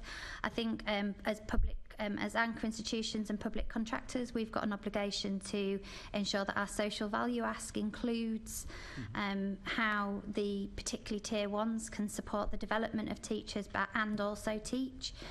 We've done some of that quite successfully across some of our courses, and I alluded to the solar panel boot camp. Actually, we supported one of our big engineering contractors to go in and support the teachers to make sure that it was industry standard and what they were delivering was effective. I think we probably need to do a bit more of a push around attracting new talent and actually thinking where that new talent might be. We do know that national policy is looking at how we engage economically and active, and we think there might be an opportunity for us to look at the retirees and bring in more retirees into the FE workforce. Playing on their giving back, but also providing flexible working arrangements. So there are things that I think we can all do collectively, as I say, through social value particularly is an opportunity, but also thinking about how we engage people that have retired from the sector. So we did a little bit of work with the Association of Civil Engineers around how we could attract some of their retirees, but that work's ongoing. Okay, I think you wanted to come in, Andrew? Yes, I mean, this might be a bit of a clue to the problem that London's got with apprenticeships, because in order to deliver apprenticeships, you have to have quite a significant proportion of people on the staff who are occupationally competent. That means you're having to draw people away from being plumbers, electricians. That is very difficult when, an electrician in London been making 70, 80 grand without sort of breaking into a sweat. What we do find elsewhere in the world, in Europe, there's a lot of talk about mimicking other systems elsewhere. Generally speaking, tutors and assessors involved in apprenticeships elsewhere are paid at or above the going rate for the trade. That obviously isn't the case here. And so I would identify that as a significant issue. Yes, we can try and encourage people to lend people. I think certainly we should look on the apprenticeship side at the possibility of using supervisors and mentors for apprentices, develop them while still employed by the employer as assessors to support the assessors working in the college or the provider. That at least has the benefit of not asking employers to surrender people up or for colleges to try and poach people. But it is a big issue, that issue of pay. Anne-Marie? Yeah, so I just want to add some of the other examples of how some of the other green hubs are kind of addressing this issue as well. So Capital City College Group have also got a Train the Trainer programme for its construction staff, which is focused on developing retrofit knowledge to build teaching expertise and capacity. And London South East's Colleges-led hub has also reviewed opportunities for training and continuing professional development. So they've got staff undertaking level 3 IMI awards in electric and hybrid vehicle system repair and replacement courses. They've got staff on level 2 awards, sustainability and green energy. So yeah, there are a few, I think, good examples of how colleges are trying to upskill their staff as well in these areas. Okay. Cara, I'm going to come to you, but I think you will want to say this, but there's another supplementary question, okay, to you particularly, whilst you answer that. Is that in your written evidence you said that the committee, that there should always be, that there could be ways that procurement could be used to specify that businesses must actively support college training. So how would that work in practice? So whilst you want to make other comments, perhaps you could answer that also, please. Yeah, I think in relation to that point, in terms of what Polly said about using social value, I think is going to be really important. But I think it's more than kind of a 10% social value clause. I think the procurement needs to be done differently. This needs to be about delivering a certain number of houses retrofitted, but also having skills objectives specifically there, which they're not there. And partly that's a national government thing, because that's not in the social housing decarbonisation fund. There are no skills objectives there. There should be, and there should be dedicated funding for that. But also, when housing associations and local authorities are contracting work, they should really be looking to make sure skills are delivered and monitoring against those, and making sure that they are not just getting the management trained up in retrofit coordination, but actually getting the people that do the installation work trained. So that'd be my point on that. I just wanted to give an example of Leeds College of Building, who had a generous charitable donation, which was explicitly to put a retrofit expert into the college to train the trainers to help deliver courses, and they've got that for 3 or 4 years. So that's a really interesting model of upskilling people within the college. And secondly, that the supply chain sustainability school, which is industry-led but works with training providers as well, is providing a lot more train-the-train material around retrofit. Great. Thank you. Yes, you said? Through the LSIP process, there was a lot of sort of support for the train-the-trainer model and an action for it to sort of be scaled up across London. So it's great to hear about initiatives such as the Capital City College Group, but actually that's something that we are keen to drive through that process, and other things as well, such as more workforce exchange programs as well. Thank you. Back to you, Chair. Thank you. Assembly Member Devenish. Thank you very much. I'm going to ask a more succinct answer, so I think we are running out to time. To the GLA, in your response to the committee's energy report in May 23, you stated that there was an independent impact evaluation for the Mayor's Skills Academies. Has this been published by the most transparent mayor ever? Yeah, sorry, I would have to check that with the team. I'm quite new to this. Great. Can you write to me? That will be useful. I'm not sure I can ask the next 2 questions without that then. So what are the future plans for the academies? Can you answer that?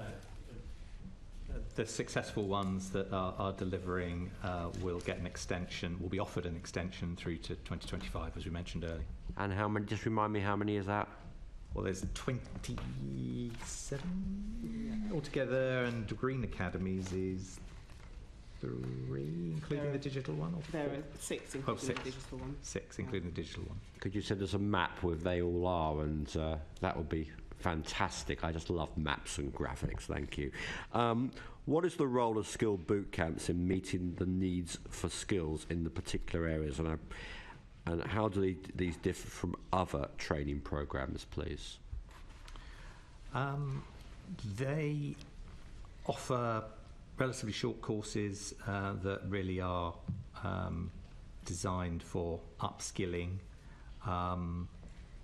but we have in London, we weren't in the first or second waves of boot camps, so London inevitably was then a relatively late starter in boot camps. We, when we went out to procure the boot camp offer from providers, no one actually responded to the to the learning aims on actual physical delivery. They did on things like the assessors we've spoken about and the arboricultural offer, and so there are three particular areas that they did respond to. So in going out for wave 5, we're going to be we're going to be proactive about sort of market warming. And as I say, this was because we've now moved on about a year or so, then hopefully the market is shifting. But at the end of the day, boot camps, you have to be able to demonstrate a potential job at the end of it. And so training providers, whether it be colleges or ITPs, are only going to be interested in boot camps in the areas we've been discussing today. I hesitate to say heat pumps again, but it's such a perfect example. Heat pumps, solar PV and battery installation. They're only going to offer those upskilling for existing practitioners if they think that there is going to be a job in London available for them. I think Anne-Marie wants to come. Yeah, just to add to that, to say that in terms of the gap that it's filling, so adult education budget can only fund up to level 4 provision, so skills boot camps enables us to fund those higher levels of provision that we also need. Thank you. Just ask for some numbers. I always ask the GLA for numbers, and I often fail to get them. But anyway, how many green skill boot camps have been completed, and is there an evaluation? Did you measure the impact, please? So there are 3 skills boot camps in delivery. They're still delivering up to October next year, and they aim to support about 500 learners. I don't have the figures to hand in terms of how many they've supported so far, so I can follow up with that. And the aim would be to support at least 400 of those into jobs, good jobs. Right. Are there any KPIs, specific KPIs in the programme? Those are the... Those are them. So 500. That's it. Yeah, the aim is to get 500 learners right. in, and at least 400 of those. So the conversion into jobs would be 4 out of 5. And those areas I've got them now. It's operating and installing solar and hydrogen systems, rail engineering for the prioritised green transport sector, and land management and arboriculture skills. But as I say, in wave 5, we would hope to have a more broader offer. But as I say, we can make the offer, but the sector has to respond. Sure. And you mentioned earlier, Deputy Mayor, that these are quite short courses. Is 16 weeks, which I understand is the average length, really long enough to train or retrain somebody? When you think of, probably Andrew's best positioned to do it. But if these are bolt-on modules, so as we've rehearsed before earlier, this isn't about training up an electrician in 16 weeks. It's about making sure that they're capable with a new branch of their trade. Thank you. And my final question. The Mayor received £90 million from the government to deliver Wave 4, which is this year and next year. Skill boot camps programme in London. How many people have been helped by these boot camps? Well, I think you've given that figure. Yeah. Are they good value for money in your view, and how will you improve them? So skills boot camps is basically we go out to the market and we procure and we assess the bids that we get in, essentially, and we're comparing the prices that we're getting across the programme. And so the price we've selected the providers that we think offer the highest value across the programme in terms of what the market was offering at the time of procurement. Obviously, as Jules has said, we'll be re-procuring early next year, subject to DFE funding.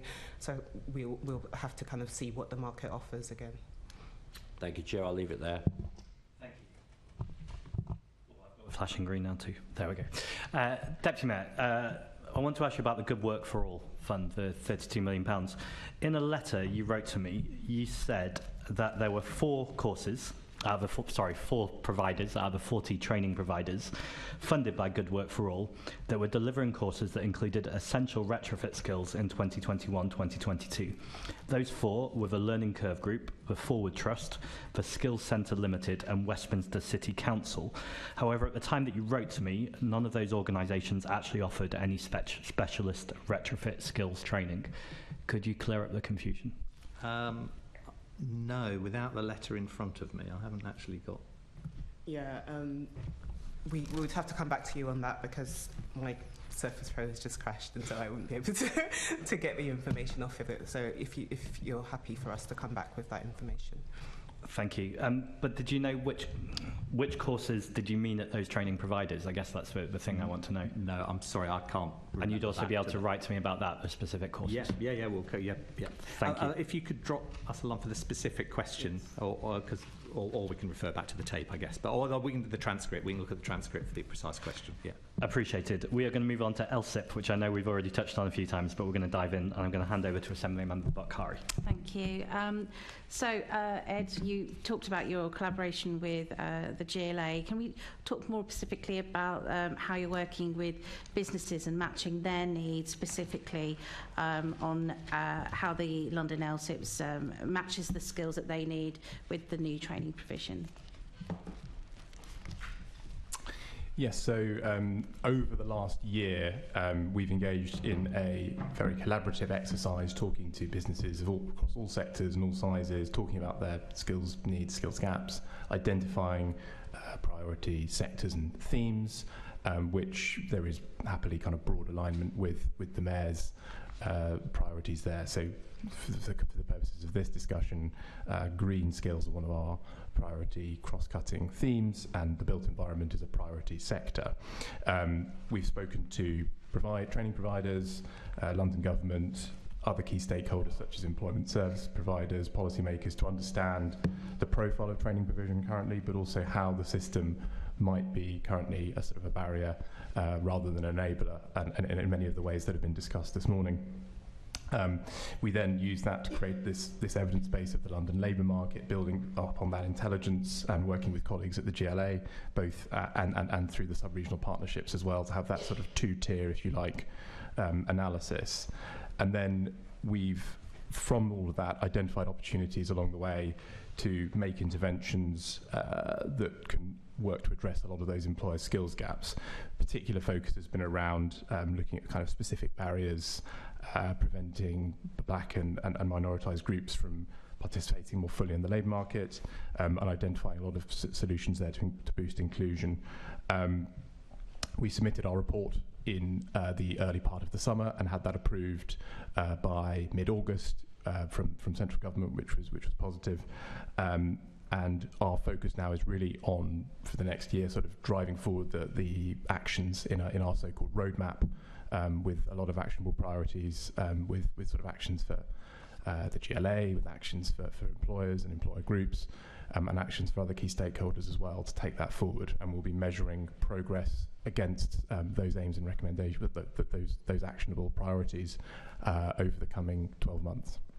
I mean, from what we've seen, the report in May identified a certain number of problem areas: clarity over government policy on green skills, training and occupations, and then little incentive to reskill, particularly for older workers. So let's kind of go through some of those issues. And we've picked up on apprenticeships as well. I'd like to know a little bit more about what you've picked up on those barriers of increasing the numbers of apprenticeships, and just kind of expand on that. I know that Andrew, you might want to come in this as well. Yeah, I think the apprenticeships clearly are a sort of a huge part of this puzzle. The sort of a lot of the challenges that we found in the LSIP we've sort of covered a bit this morning, particularly around access to that provision, awareness among, or sort of willingness among young people to take that route or that particular pathway. And sometimes I think the sort of slow pace of qualification kind of development, or of the development of apprenticeship qualifications, which has come through as a key kind of challenge. Now, clearly that's something that has to be tackled at a national level. In terms of some of the sort of actions that we think could sort of remedy some of these issues, we think there are things that could be done building on existing work and existing practice to drive more collaboration around apprenticeship vacancies, recruitment, and at a kind of greater London scale, particularly looking at things like further strengthening kind of joint promotional campaigns, looking at a more kind of unified local labour agreements through things like Section 106, and how that could help expand the reach and sort of capture of people into that pipeline of apprenticeship talent and training. There are things we think that could be done around convening sector bodies and educators, particularly around electrical engineering courses, which I imagine Andrew will have some thoughts on as well. But we also think, I think crucially, that there is a challenge around engaging SMEs with apprenticeships, and that is another area of key focus for us, and it's why one of our core sort of asks through the LSIP work is for the creation of a kind of SME support hub with a skills support function as well, and it's good to see that there is some progress being made in that area as well. And is that somewhere that you think the GLA could be working with you in terms of that kind of support, that kind of guidance there on SMEs? Yeah, so to my understanding is that there is some work sort of underway through, I think, London and Partners, who are looking at sort of building a model and scaling it up and rolling it out. That is TBC exactly sort of when the delivery date is going to be, but I think that is an area of sort of real, that's really encouraging to hear that that's coming through. But again, it's something that we're keen to collaborate further with GLA colleagues on, and particularly around another sort of priority linked to that, around sort of mapping a lot of the courses and the provision that's out there at the moment. That could be a sort of a role for this support hub, but actually that sort of mapping and signposting piece as well can really help both employers, particularly SME employers and employers in the supply chain, and potential learners or employees as well. Okay, good. I'm seeing nodding from Jules that is something you're looking into then. Yeah, I was just checking with Anne-Marie that it was the project that I was aware of that we're discussing with Michelle, who did obviously oversee the skills and is now at LMP, and they're mapping the skills gaps and doing the work that Ed was referring to. Okay, so Cara, Yeah, just really quickly to refer to a Welsh model called Y-Prentice, where the apprentices are actually employed not by the SMEs but by a separate organisation, so they don't have to deal with all of the complexity about hiring apprentices. The Y-Prentice do, and then the SME just can provide them an aspect of that apprenticeship, not the whole apprenticeship. It's a much more flexible approach for SMEs to use apprentices. Brilliant, yeah. Just a couple of points. Number one, again, a difference between general construction and electrical, plumbing, heating and ventilating. Shared apprenticeship schemes don't tend to work for us, because they're longer apprenticeships. And to be honest with you, an employer wants to own their apprentice, because to be honest, in our side, one of the main arguments for employing apprentices is they are very profitable. Or they can be very profitable. In terms of what does London do to shift from bottom of the league table to a bit further up, I think there is a structural issue here, in that we've kind of got dependent upon sucking people in from elsewhere. So, I mean, if you look at the age profile of electricians in London, very low numbers in the lowest age group, the 16 to 24, but also very low numbers in the 50 and above. The people at their most productive, once they qualify, about 2/3 of the workforce in London are that sort of 25 to 49 age group. So you can sort of understand that a lot of companies have clearly got used to just sucking people in from elsewhere rather than training their own. That said, things that we perhaps have some power over, I do return to the point that I think we need further education in London to reorientate away from classroom-based, knowledge-only full-time and part-time courses to delivery of apprenticeships. I think we've got 11 colleges in London who are delivering the electrician apprenticeship at the moment. Given the market is 20% of the electrical market, that's a very small number. Absolutely buy into the idea of extra support for smaller employers. The electrical apprenticeship, 80% of all electrical apprentices already employed by non-levy companies, so the smaller companies. But the people that we miss out on are probably those a little bit smaller than that, the small and micro. They don't have the infrastructure of supervision, mentoring. They are scared at some of the bureaucracy. So additional incentives and support, including potentially wage support, targeted at those companies. They also, of course, if it goes wrong, and obviously dropout rates are a concern, if it goes wrong, they won't do it again.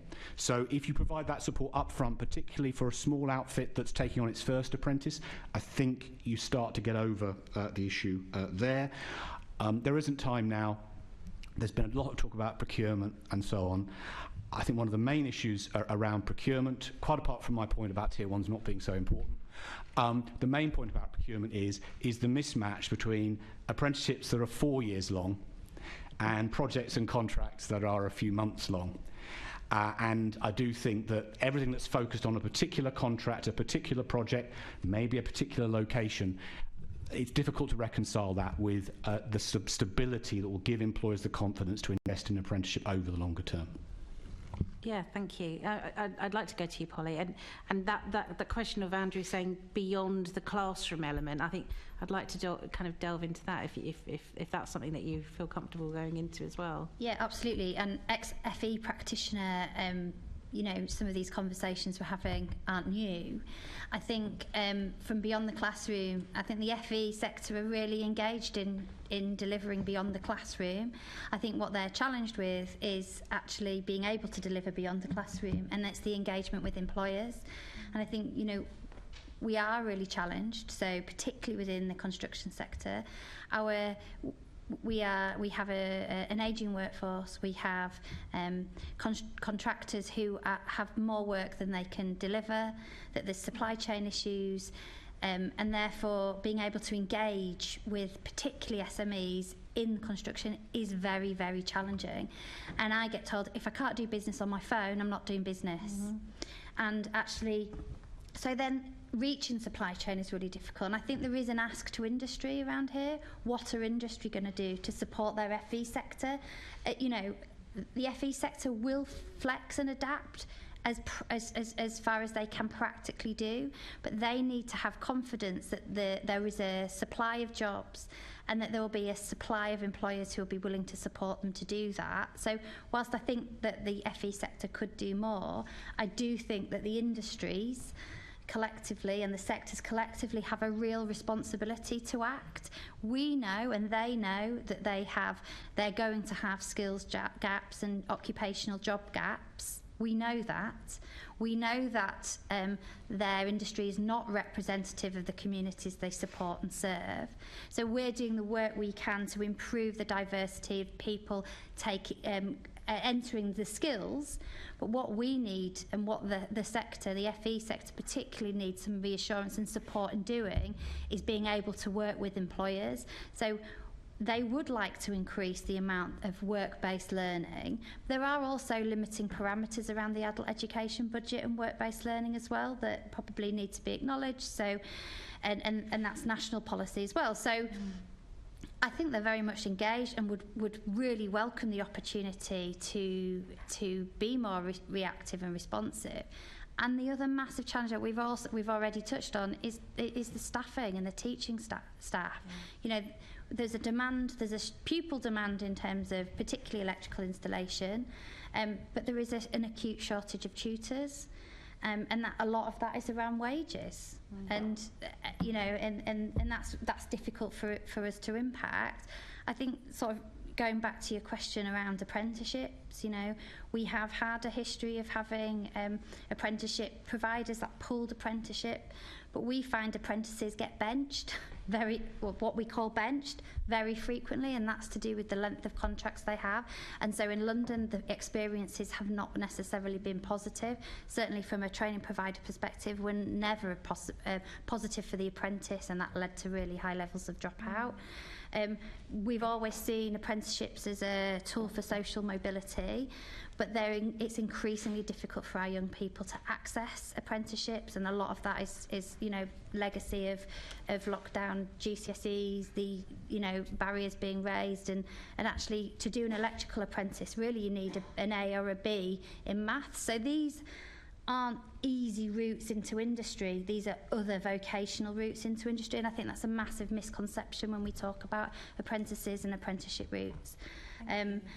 But we've got a lot of work to do with our employers, and I think, where does that responsibility sit? And I think we all have to come together and agree those responsibilities. I'm sure you've been picking that up as well from Business London's perspective. And kind of, if you can wrap up a lot of what we've just discussed, but have you seen this being reflected in other countries and other cities as well? Is there something that you're picking up in terms of other models that perhaps that we could be following? I think it's a good question. Certainly at the moment, through our sort of first year, really kind of deep dive, if you like, through the LSIP, we didn't look perhaps as much as we could have done at other international models and examples. But we did look a bit around and looked sort of comparing and contrasting with other cities and other regions in the country. I think there are a lot of these challenges also playing out there as well, and that sometimes is how national kind of policy, particularly around apprenticeships, is impacting on the ground. I've talked about the sort of a degree of frustration with the slow pace of kind of apprenticeship qualification development. I've spoken to quite a few providers who say to me that it is challenging for it sometimes to be an economically viable model for them to deliver, and sometimes they are pulling out. That can be driven by both the slow pace of developing new qualifications, but also the fact that the review of sort of funding caps for different apprenticeship standards has been sort of paused in many sectors or many areas of training, which has meant that hasn't kept pace, that funding with inflation, and then they're having to deliver to ever tighter margins. So that certainly is a challenge. I think in terms of the apprenticeships piece, we would like to see a kind of review of some of the incentives that were brought in during the period around COVID, particularly kind of employer incentives around wage subsidy, particularly for younger people as well. It might be an area of focus as well that the government should be considering. But I certainly go along with a lot of what Polly said around kind of convening employers and getting employers more engaged, being very transparent. I think even though we had the FSB, for example, in our kind of big tent LSIP operation, at times getting small and micro businesses around the table is hugely challenging. They are time poor, and they are obviously resource poor, and it's a huge challenge, and one that we're very cognizant of, but we haven't completely cracked yet, and we wouldn't pretend we have. Thank you. You wanted to just come in? Just to declare an interest, I'm a trustee of an apprenticeship charity. We're not for profit, but we're not for loss. And the current plumbing apprenticeship in England is undeliverable at the level of grant that we have. The electrical apprenticeship, which has just had its amount increased, is getting near that. Now, in London, of course, it's worse because of all the staffing issues that we've described, but they are not deliverable, and that's another factor, obviously, in terms of colleges and others being reluctant to deliver them. Okay, thank you. Thank you. Assemblymember Best. Thank you. Ed, I was just going to ask to you, given that many workers travel from outside London, how are you engaging with surrounding regions such as the home counties around low carbon skills pathways?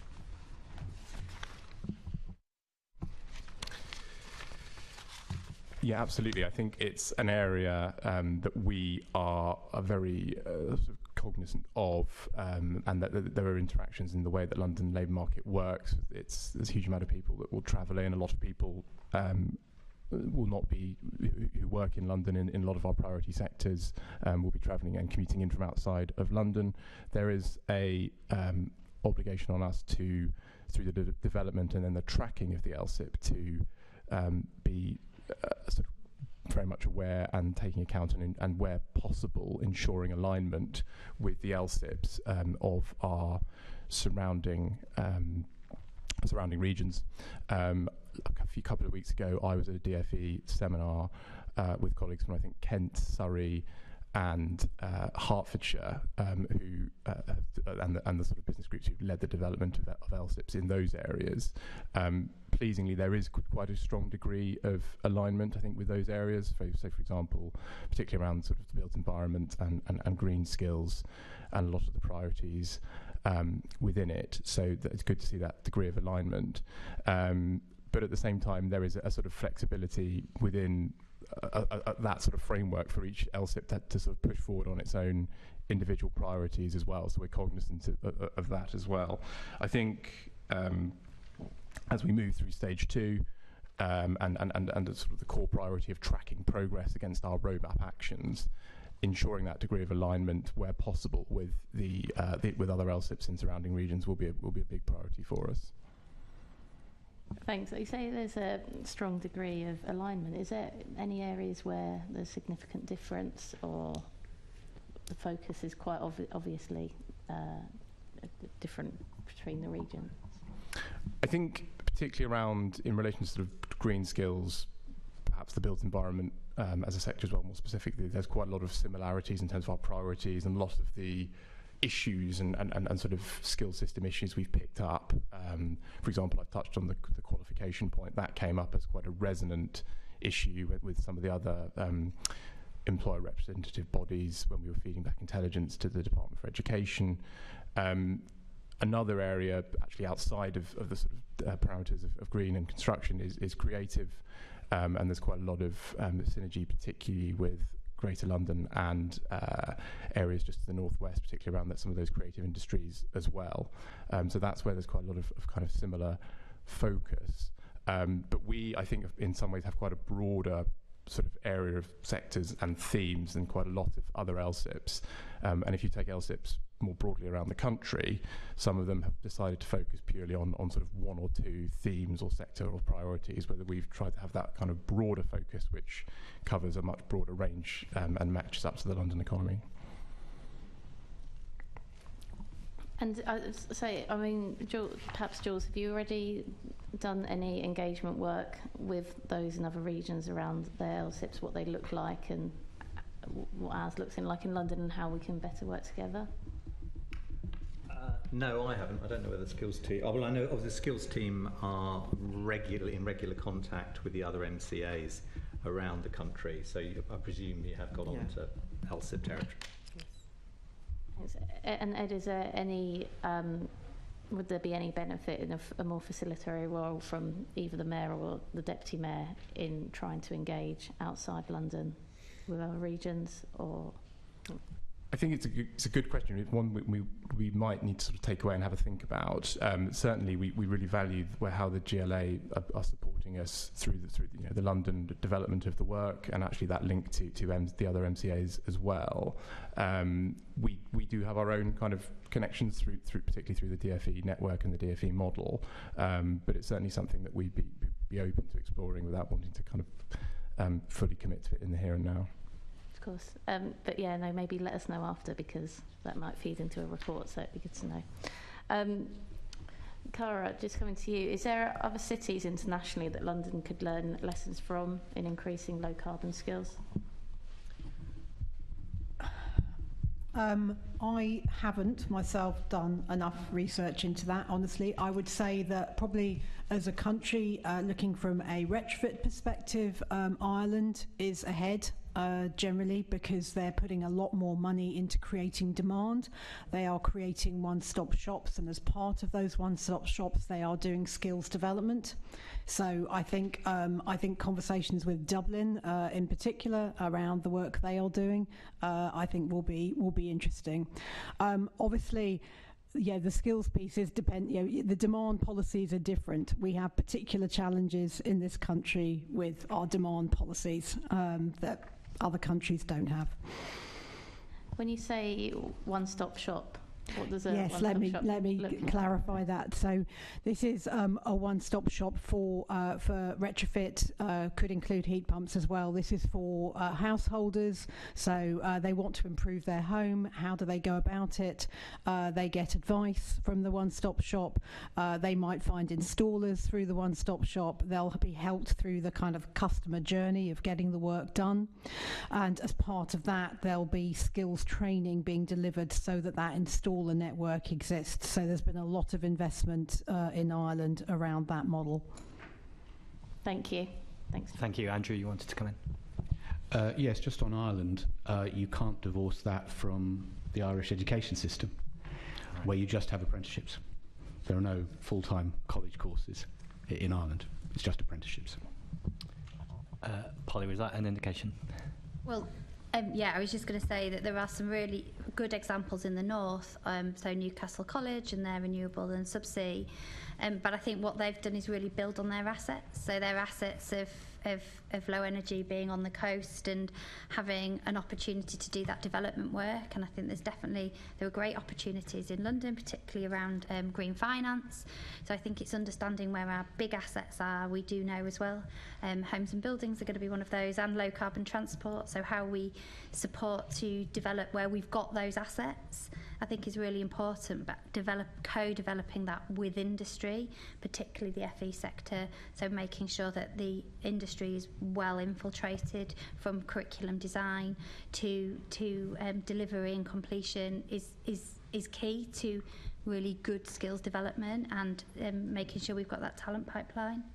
Thank you, and that's a good moment to say thank you very much, Polly, and thank you, Deputy Mayor. I know that the rest of you are joining us for the second panel, but that's the end of our first panel, so thank you very much. We'll now take a short adjournment before we move to our second panel. I'm going to suggest 10 minutes, so we're back at 11:55. Thank you.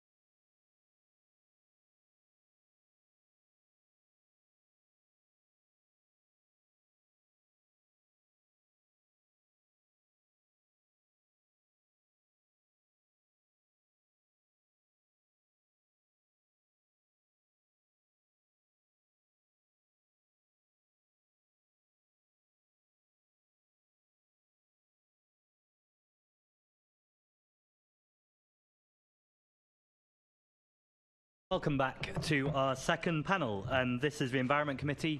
Thank you to Cara Jenkinson, Ed Richardson and Andrew Eldred, who have remained with us. We were initially expecting Anne-Marie Soyinka to stay with us, but there seems to have been some confusion. She has to go. We are now also joined by Dr. Austin Entonu, MBE, who is Head of Energy at the GLA, and Nancy Jonsson, who's Technical Consultant at the Heat Pumps Association. Welcome all. I'm going to hand over to Assembly Member McCartney. Thank you. And we talked a little earlier about what effect the government rowing back on net zero policies had on this sector. But on the other side of that, can I ask you, what do you think the role of government should be, and what could they do to establish the pipeline of demand for low carbon skills in London? What would you like to see from central government? I don't know who wants to go first. Austin. Thank you. I'll answer in two parts. First, in my role when I worked at DESNES. For the first time in 2021 spending review, we came up with a budget line called Enablers. This was accepted by HMT, and quite a substantial amount of money was set aside for skills as part of the supply chain problem. I would like to see central government stabilize that budget line, have proper conversations with combined authorities, and let us lead from the local authority point of view of what skills are needed. That is being seen through in many ways at the moment. There's been a heat pump skills training that they just launched this month, and another one coming up again in April. But these trainings are at best patchy currently, and they're not connected in an end-to-end way of talking to providers in the industry on what's needed, and being ahead of the training, being consistent in the policy landscape itself. From the GLA point of view, we are connected with the Mayor's Academy at the moment, introducing graduates to retrofit providers on our schemes or Mayor's funded program. We could enhance that. But our ability to enhance that to match the demand and supply requires on that consistent messaging from central government, what we build from the GLA. Thank you. Okay, so that's sort of expanding what Jules said a little earlier about a single pot, making it simpler, so not different conditions on different pots of money, and enabling us to decide perhaps what we should spend our money on. Is that right? How you understood that? It is right, and probably if I can borrow Emma's phrase to answer the spirit of your question, it's about the skills for net zero. But before we get to the skills of net zero, we'll look at the green skills. The ONS at the moment has defined green skills as being any jobs that looks to restore the environment. But they agree that it's still a formative definition, and they're looking to make it more definitive, if I'll put it that way. Okay. Apologies. I took a switch off. So sorry about that. We had a big debate earlier about what was the definition. So, but if we look at net zero as the next phase on it, and we say the skills that exist at the moment can be transformed into net zero skills, then we need to look at the prerequisite skills.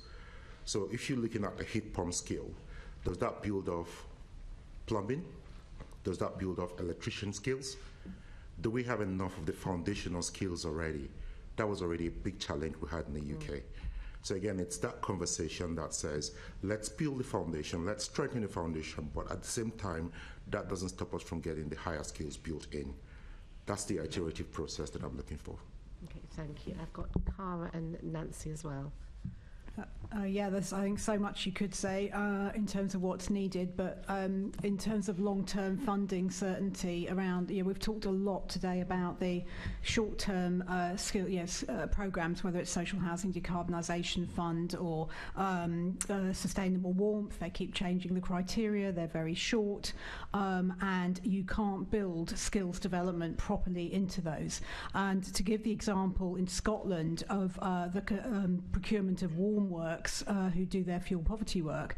That was done on a 5-year contract, and they had specific skills targets to train their SMEs. You need that long-term commitment on those programs. They can't just roll on from year to year. I think another thing would be speeding up the development of new apprenticeships. It takes too long to get that through the system, and that has to be faster. And then finally, I'd say, we've talked about social housing. I mean, there are no incentives for the willing, more able to pay, no stamp duty allowances, nothing like that to motivate them to improve their homes, and that needs to be addressed. Thank you. And Nancy. Hello, thank you, and great to be here today. The Heat Pump Association represents around 95% of the UK heat pump suppliers in the market. We also represent suppliers and the wider supply chain in terms of accessories and other components needed for the system. So in terms of the point around government policy, what the supply chain requires in terms of the manufacturers, but also in the wider supply chain in terms of the delivery of the installation, is consistency of policy. So what we find quite difficult in our sector is changes to policy, short-term policies, as Cara alluded to as well. But for instance, the recent change in terms of the phase-out dates for fossil fuel boilers, extending that for replacement systems to by another 12 years. That doesn't create the environment for investment or help those in the supply chain, the contractors in the supply chain, to see the views and see the opportunity. In terms of other policy drivers that we try to we work with government on, we try to work with policymakers on. We would like to see enablers that help deliver reduced upfront costs of equipment and in installations, and those that reduce running costs as well. So trying to talk about the rebalancing of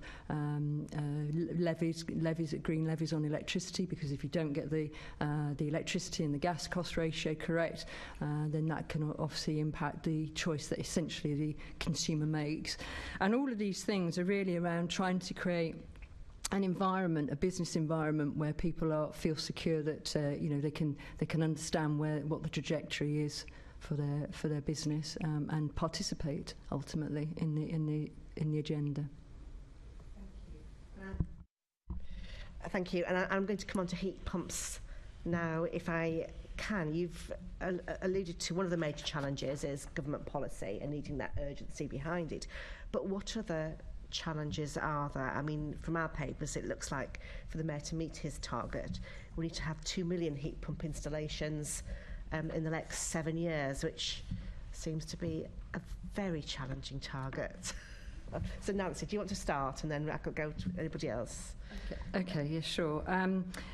Yes, I think there are some big numbers out there that we need to meet as an industry and meet as a supply chain, and locally within London, our data analysis shows that the number of installers, accredited installers within the GLA areas, is around 200.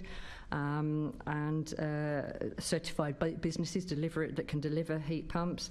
And in terms of the numbers of installed heat pumps has gone up dramatically this year compared to last year already.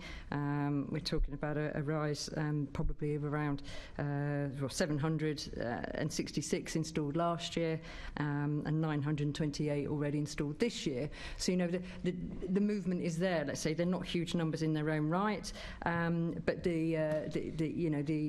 that shows the positive trend within the sector. But yes, in terms of the overall objective of the 2.2 million, I think it's it's quite a long task, isn't it, ahead of us. I think one of the challenges we have, particularly in London, is the density of dwellings. So it may be that we're counting and considering here the number of individual heat pumps per individual home, but there are opportunities to consider centralised district heating systems, or even shared ground loop systems, where perhaps you have you share the energy source around a set of houses, and then it's small individual plant within each property, or within a district heating system. You've got large capacity central plant, and then that's distributing heat around a number of dwellings. So maybe there's some more work to be done in terms of talking about the number of installs versus the number of dwellings that are served. Yeah, and obviously it's a lot easier with new build and new developments than retrofitting. I mean, you know, we've got district heat network being put in my borough of Enfield, and it is causing quite a lot of traffic chaos as the pipes go in, and so forth. So it is quite difficult, I think, to retrofit quite often. And also the cost, I think, to a homeowner, they do seem very costly compared to other things. So what more can be done? You've talked about the relative price of electricity compared to gas. Yeah. But what more needs to be done? Does anybody else want to? I mean, I could say some points, but if somebody else wants to. Yeah, Austin, do you want to go first? Yeah. Yes, I'll take it back to the different levers that can be deployed and what's available to the Mayor of London. Those levers are regulatory levers, market incentives, and knowledge.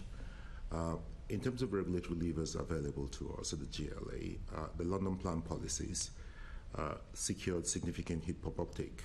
Our record at the moment shows 38,400 homes due to be served by heat pump since 2018. That's insubstantial compared to the 2.2 million.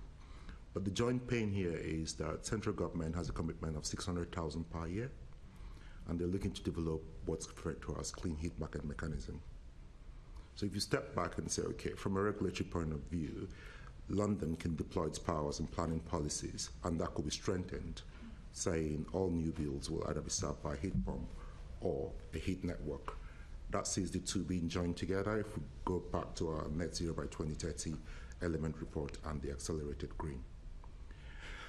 In looking at the two together, there's the displacement from the individual installation of heat pumps to the heat networks that reduces that disruption to the householder. But there's the whole journey, the behavioral change that is required. There is the doubts that exist as to the cost of the heat pump, its running cost vis-a-vis a boiler, and of course the recent U-turn by central government, which I sort of see almost like a culture shock. Bringing back the question of affordability means we need to reconsider our approach on this. I'm having conversations with the Clean Heat Directorate at DESNES again to say, when are you going to publicly start talking about your 600,000 target so that the GLA can move lockstep in you? From planning and planning on regeneration colleagues, again, that question is how much heat pump installations are we delivering per year at the moment? How much more could we deliver as we look towards a, shall I say, new London plan in the next mayoral term? Thank you. Okay, thank you. But Nancy, did you want to say anything further? Just remind me again of your original question. The challenges. So the challenges for householders. Yes. Yeah. So I think you're right, Austin, in terms of the those concerns that householders have, but ultimately, it's our wish and desire that we see the enablers there from government, from policy makers to help the industry to deliver. So we know that the Clean Heat Market Mechanism is one policy actor that they are potentially pulling next year. That alone in itself requiring fossil fuel boiler manufacturers to deliver a certain number of heat pumps will not on its own, without the drivers behind it, necessarily help unlock the market. We do also see some funding from government to help manufacturers in terms of gearing up for local manufacturing of heat pumps within the UK market, and that I think that funding scheme, applications for that funding scheme closed today, so that may also be of help the local manufacturer and then bring down costs of equipment. I think we have a wider issue in terms of you were talking about skills earlier on, and the number of installers that are available to help in this area. Well, actually, as Polly said earlier on, many of them are extremely busy with the work they're doing at the moment. So, how to encourage them to move away into something that's a little bit new and a little bit different, and away from something where actually is run-of-the-mill and bread and butter to them, I think is part of the challenge.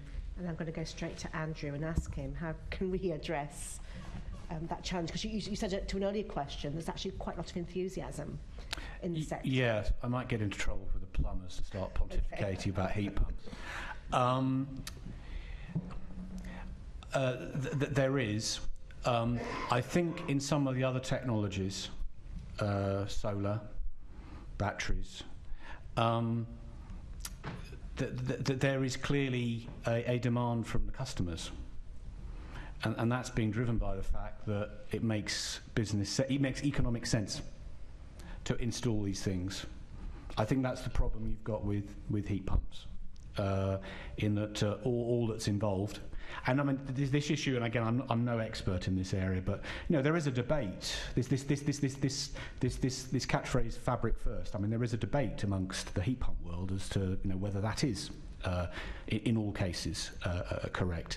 But there is clearly for heat pumps a case still to be made for either a business user or a domestic consumer to go down that road. In terms of solar, in terms of batteries, there was no reference to either of those technologies in the recent speeches. We don't have the feed-in tariff anymore. These things are attractive in their own right, and that is what's been driving that. And that's why those are the areas, batteries and solar in particular, where you've got the greatest interest from the installers. Thank you, Cara.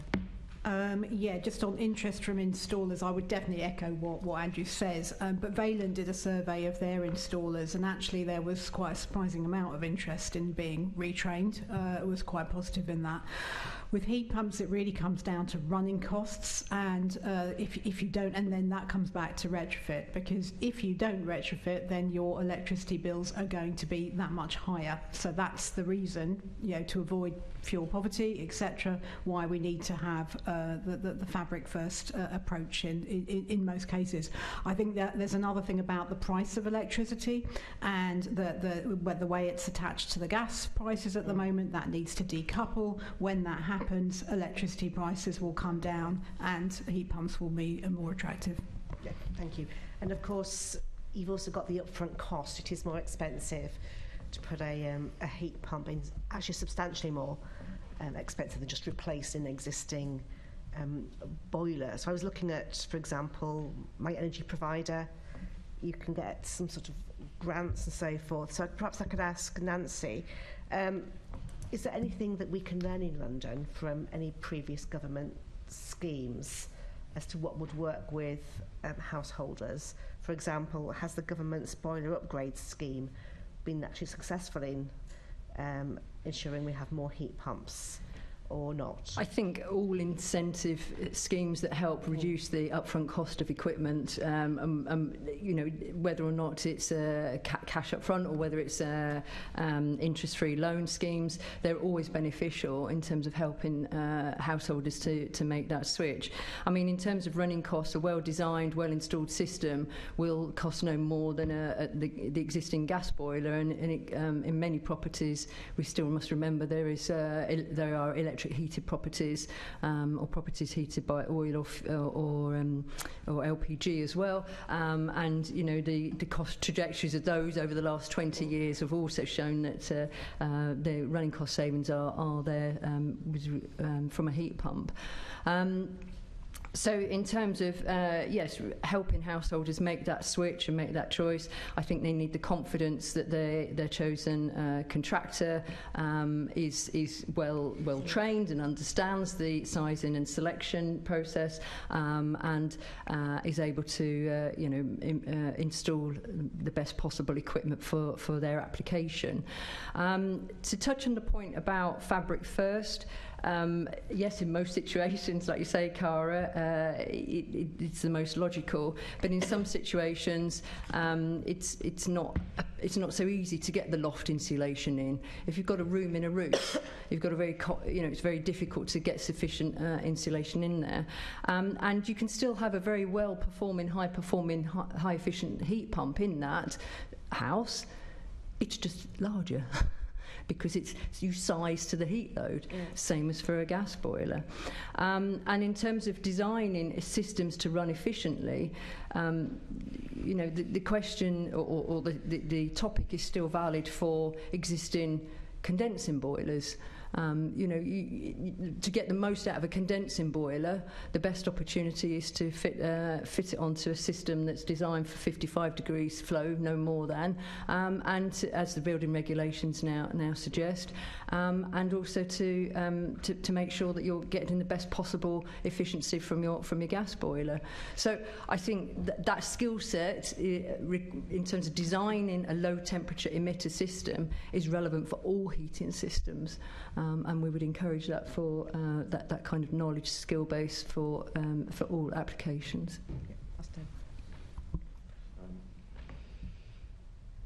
Okay.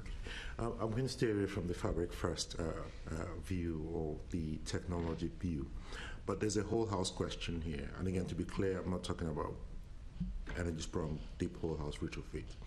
It's about the house as a system of the fabric, and what we are supposed to do in a very simple term is to make it thermally efficient, to make it warmer but also colder as houses are getting, as temperatures are soaring. That reduces demand just on its own itself. And if heat pump is the ultimate solution and it's supposed to increase the running costs, assuming the house has not been made thermally efficient, that is, if the solution could not work, if the householder has a certain preference to style or conservation puts a limitation on the fabric solution, then solar, microgeneration, becomes a defrayal of the increased cost. Where there's one simple red line I'm quite keen on in my role as a public official that would not make it infinitely more costly for the poor Londoners than it is. So that three-part solution should be a default policy line, but it comes back to blended grants that says, at the moment you have grants that goes to measures that are individual. Can you blend, say, a grant for retrofitting homes with a grant for heat pumps and a grant for solar? That provides that three-point solution that can work for the householder. I think that's the policy complexity that I'm trying to tackle within my team as we move to 24-25 business planning. This is why we need a one-stop shop, you see, that Cara was talking about. But Cara, did you want to come in? I'm using that phrase. Yes. I wasn't particularly, I just agree with what... So you still get a microphone on, that's why. Yeah. Oh. Thank you, Assembly Member Best. Thanks for your patience. Thank you. Austin, I asked this question earlier and I was told to ask you. So in relation to the government's £450 million scheme for retrofit, or for heat pumps, I should say, sorry, the consultation closed in relation to amendments to that scheme on the 12th of October. Did you respond from the GLA? Did somebody in your team respond? The absolute truth is we lack the capacity to respond in a written response. But our views have been made known to DESNES and will continue to press those views, and I'll tell you exactly how I'm pressing them forward.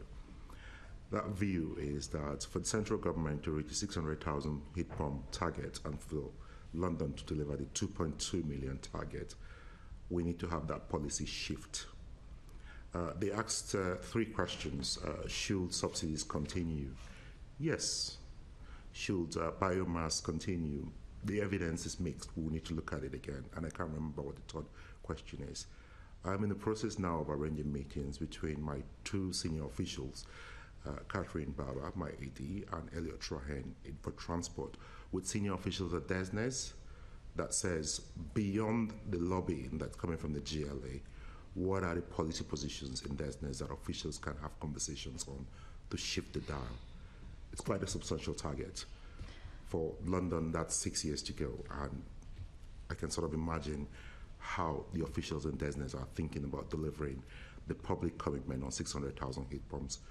So, short answer, we did not submit a response, but we responded on boiler upgrade in March, and we responded to a lot of policies before then. I will come to you, Nancy, because I'm hoping maybe you did as well. So, but I was going to come to you. But just also, I'm sorry, but I just think that's too poor. You can't say we're really lobbying on this issue and you can't respond to a basic consultation, or your team can't respond to a basic consultation. There is enough capacity to write a response. If we've got these positions which we strongly agree on, I said it to the Deputy Mayor earlier, and I say it to you and your team. There's no point coming here and saying this is what the government should do, and this is what we believe, and this is why it's all wrong, and you can't even respond to a consultation saying this is the way we think we should do it. I just don't think that's good enough. I can respond and say I acknowledge that, but I can also say that our positions on each of the points asked by DESNES in the consultations are well known. How about we make a commitment to going forward to when there's an opportunity to respond to a government consultation and make our points clear, we will always prioritise doing that. I can make that commitment. Thanks. And Nancy, I'm hoping perhaps you did put into, I know a lot of stakeholders did, so maybe Yes. if you could give your thoughts on that. So the recent consultation on the boiler upgrade scheme was around the giving the changes to the regulations that give them the ability to vary grants. So the first question was around allowing them to, would people agree with or the proposal to change the regulations to allow them to vary grants for different types of buildings? And yes, it would seem logical that they should perhaps have those powers. The only point we would make is that any changes, one thing is to change the regulations to give them the powers, but the other thing then is what they then enact. And any changes to grant levels, depending on types of buildings or applications, should be carefully considered, because what we don't like to see is a boom and bust and kind of, we're all going to focus over here this month and we're going to focus over there next month. So it's just to get that consistency of if they have the feasibility to make the variations, that they then are clear with the supply chain as to when those variations come through. There was another question around the within the boiler upgrade scheme, an EPC is required. And there were questions with regards retaining or should they retain or vary the requirements for a current and up-to-date EPC. And we would say, and we said that yes, we believe that yes, that's a logical requirement to have an up-to-date EPC for a property where you're considering fitting a heat pump. But we just made the point, fabric first is logical in most situations, but sometimes it doesn't always work, and the consumer actually wants to make a different value choice. So we just asked them to consider those scenarios. Yes, there was also questions with regards to EPCs. So sometimes the property, if your boiler has broken down, you're in a distress purchase situation. If you haven't got an EPC, the time to then go and procure an EPC, enact the necessary changes before then you consider your heat pump, it could add considerable amount of time. So we were suggesting that perhaps they consider some flexibility in a distressed purchase situation that still allowed somebody the flexibility to purchase and go forward with a heat pump if they so choose, perhaps taking the action with the EPC at a later date. So those were our ideas. Thanks, Nancy. That's really helpful. Chair, is it back to me yet? Not yet. No, Not I yet. think we're on to retrofitting now, which feels like deja vu. Assembly Member Soyinka. Great. Thank you, Chair. These questions are about retrofitting. The first question is could the Mayor do anything more to support retrofitting in London? It's an open question. Yeah, Cara? I would say that a one-stop shop service is something that should be considered and expanded on. Various other cities are looking to do this. So Manchester has Your Home's Better, and North of Tyne Combined Authority are doing it.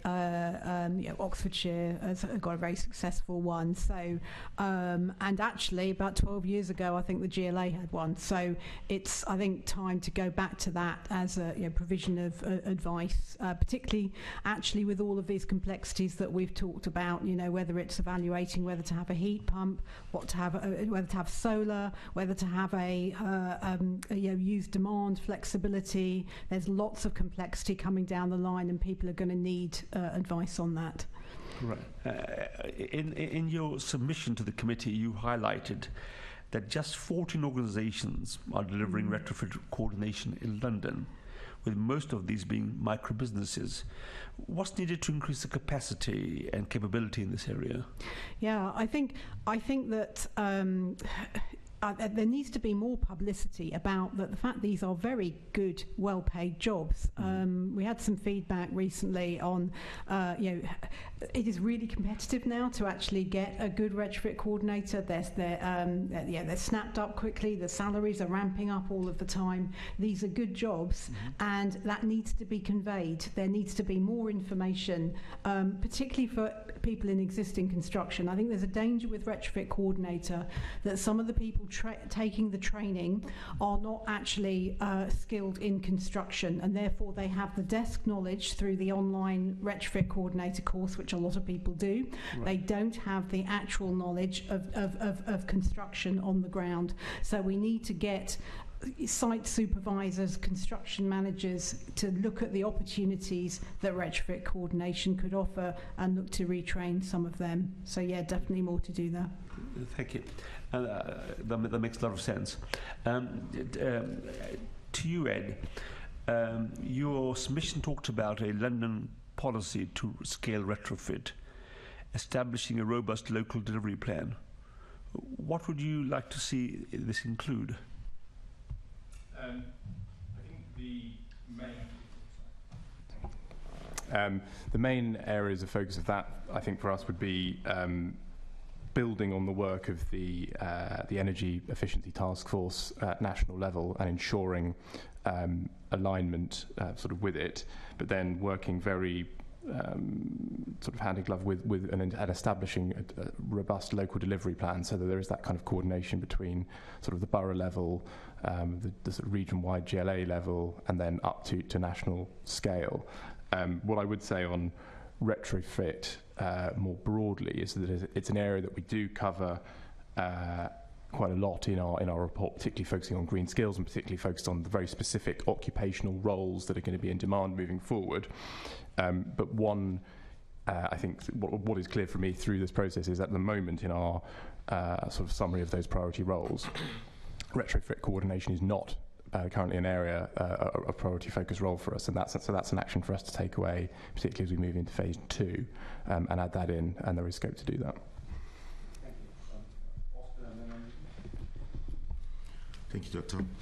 I think I'll answer a question about what more the mayor could do, stepping back into the retrofit delivery model systems work that we've answered in MQs as one of our solutions we're looking to put forward.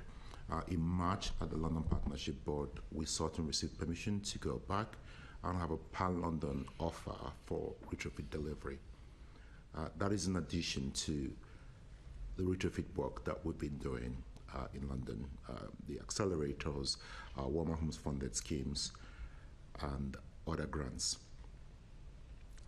Now, I listened avidly to the points made at this table, and the steps we've taken in that retrofit delivery model work is to step back, do a lay of the land, and see what are the models out there, what local authorities are pulling ahead of the pack, what collective offer could we make to DESNES for that one London voice.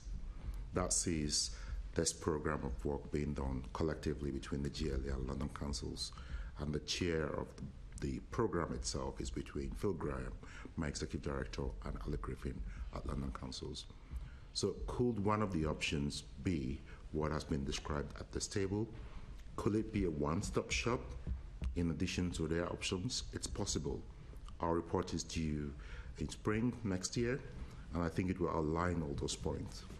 But back to the skills itself, or the skills question, and I think I'm allowed to use this. If I'm not, I apologize. The frustration that I feel sometimes in expanding the policy from a London point of view. I have now started working strongly with my skills colleagues who've just left to say, how can we introduce green skills hub providers with new build and retrofit activity funded through the mayoral programs? And when we say through the mayoral programs here, we're not just talking about retrofit mayoral programs. It could be housing mayoral programs, it could be regeneration mayoral programs, where net zero becomes a default go-to topic, including waste and circular economy.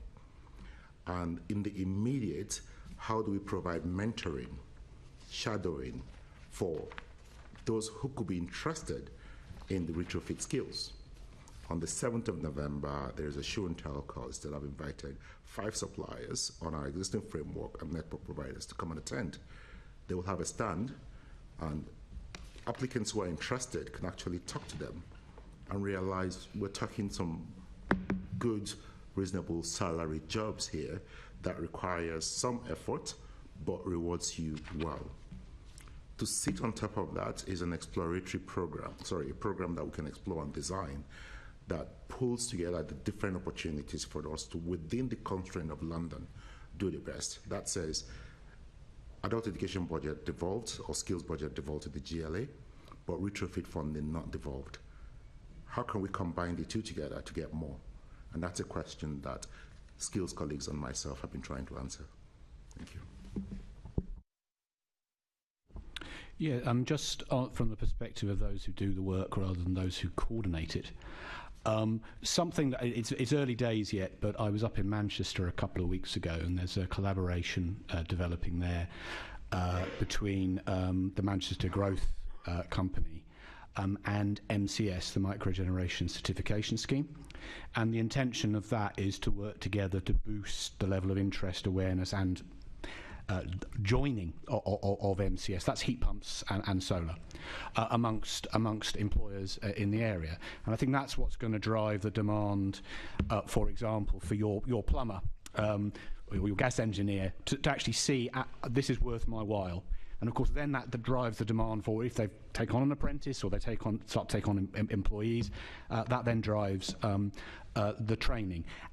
And so what they're doing is, and again, I'll come back to an old theme, they're engaging with those businesses at the level of their sectors.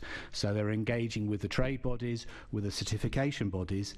That gets them access to hundreds, thousands of businesses. More than 99% of the businesses in this market, electrical and plumbing, are small and micro. They're not even SME, they're small and micro. And it's going through, if you like, those horizontal institutions, I would suggest, rather than relying purely on these vertical institutions, supply chains, that's been mentioned, is actually how you're going to get traction. I reckon that that's very important. The people who have the skills of doing the work should be the ones who are advising you. Otherwise, you get discoordination when the person comes for the job. Well, if the gas engineer was a bit more informed about some of the margins that he can make on some of this work, he might have given other advice. Yeah. Cara? Yeah, I just wanted to totally echo that in terms of promoting the opportunities to small business, not to underestimate what's involved in that. I would add in the builders merchants as being another key influencer on that sector and really making the most of that relationship, but also not underestimating what it takes to get involved with lots of micro businesses. There's a lot of work there. And I would also say, and this comes from the last conversation we had, I do think that the tier ones have a role here because ultimately they're the ones that are actually doing, leading on the delivery of a lot of the social housing. They are the ones that are going to need to boost the supply chain. They are the ones that are complaining repeatedly that they do not have enough people to install. And I think it's not really good enough for them to say, well, yeah, it's a transactional relationship. We don't, that relationship needs to change, because if we don't change that, frankly, the quality of the work that we're going to get is going to be a real issue.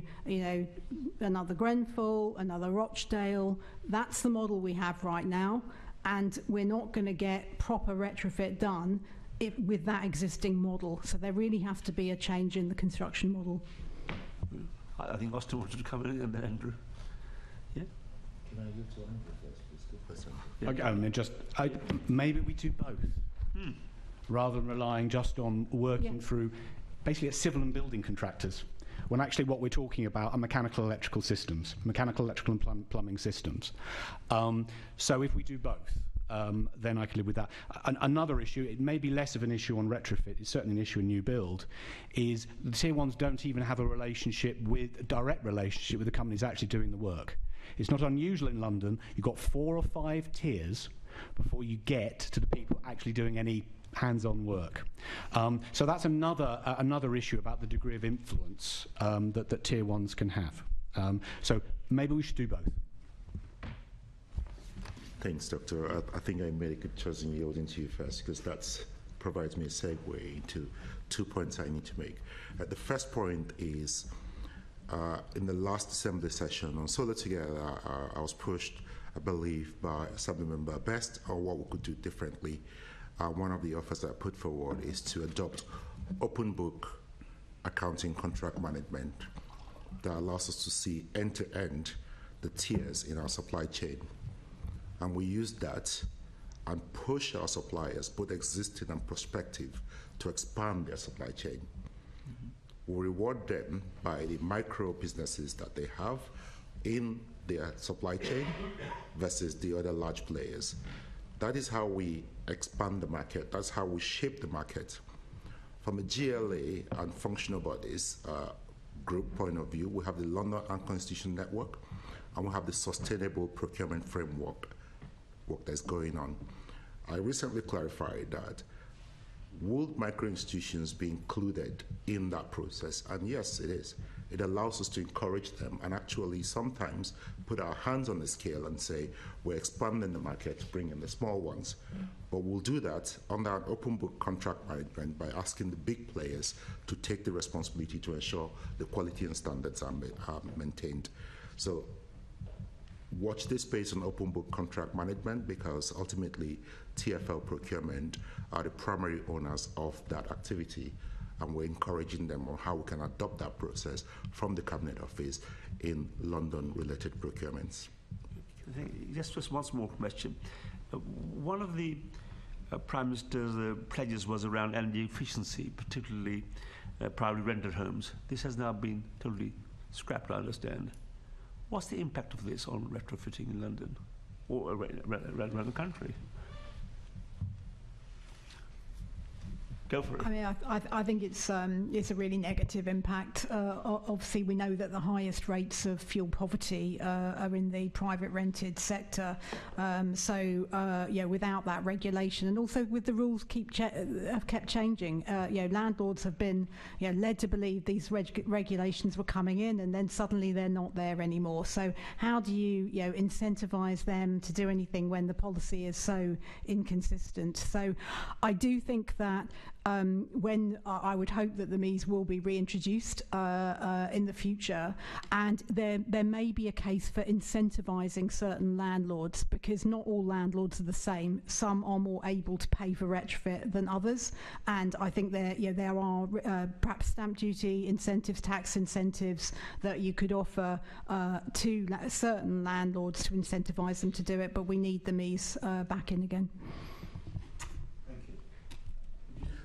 Yes, there's always that missing backstop regulation that most, apologies to Assembly members here, politicians shy away from wielding the stick to address what we call the refuseniks. But it boils down to, hand to heart, how much incentives has been provided for those who are willing and able to pay. How much grant has been offered for those who are not able to pay but willing. So that in true sense, the politicians have that moral ground. The families say, okay, it's time to hold the stick and put in the standards, and not dial back on a political excuse to say it's too costly. It's easy for us, of course, from London to make that assessment, but from central government, that has always been a challenge. Minimum standards by 2025, is it by 2030? ICE engines by 2030, is it 2035? And that's why we need to keep on pushing on the grants to help the poverty households, the incentives to help those who are willing and also able to pay to bring down the prices, but regulation definitely needs to stand in. I think from a London point of view, it's clear that the powers of the mayor and the powers of the councillors are being deployed full scale at a planning permission point of view. I don't see much we can do there, but probably we could explore it again as part of the retrofit delivery model system and come up with something else. Maybe it's a case of the powers are being deployed separately and they now need to be combined. Imagine how powerful it would be that it's a combination of the 33 boroughs' powers of planning with that of the Mayor of London.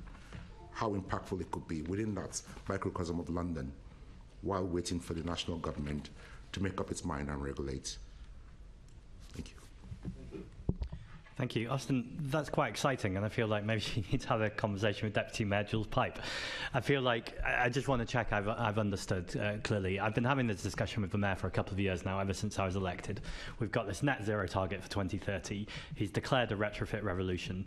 We're hearing from Deputy Mayor Pipe today how hard that's going to be, and no one argues that insulation isn't hard. But for a long time, they've been coming up with this chicken and egg response that we can't train people until there's demand. Yeah, as I've demonstrated today and other times, there is demand, there's vacancies, and we know we need to get these homes retrofitted. I just heard you use the phrase open book contract management, and we've heard Cara talk today about how the GLA spend hundreds of millions on construction.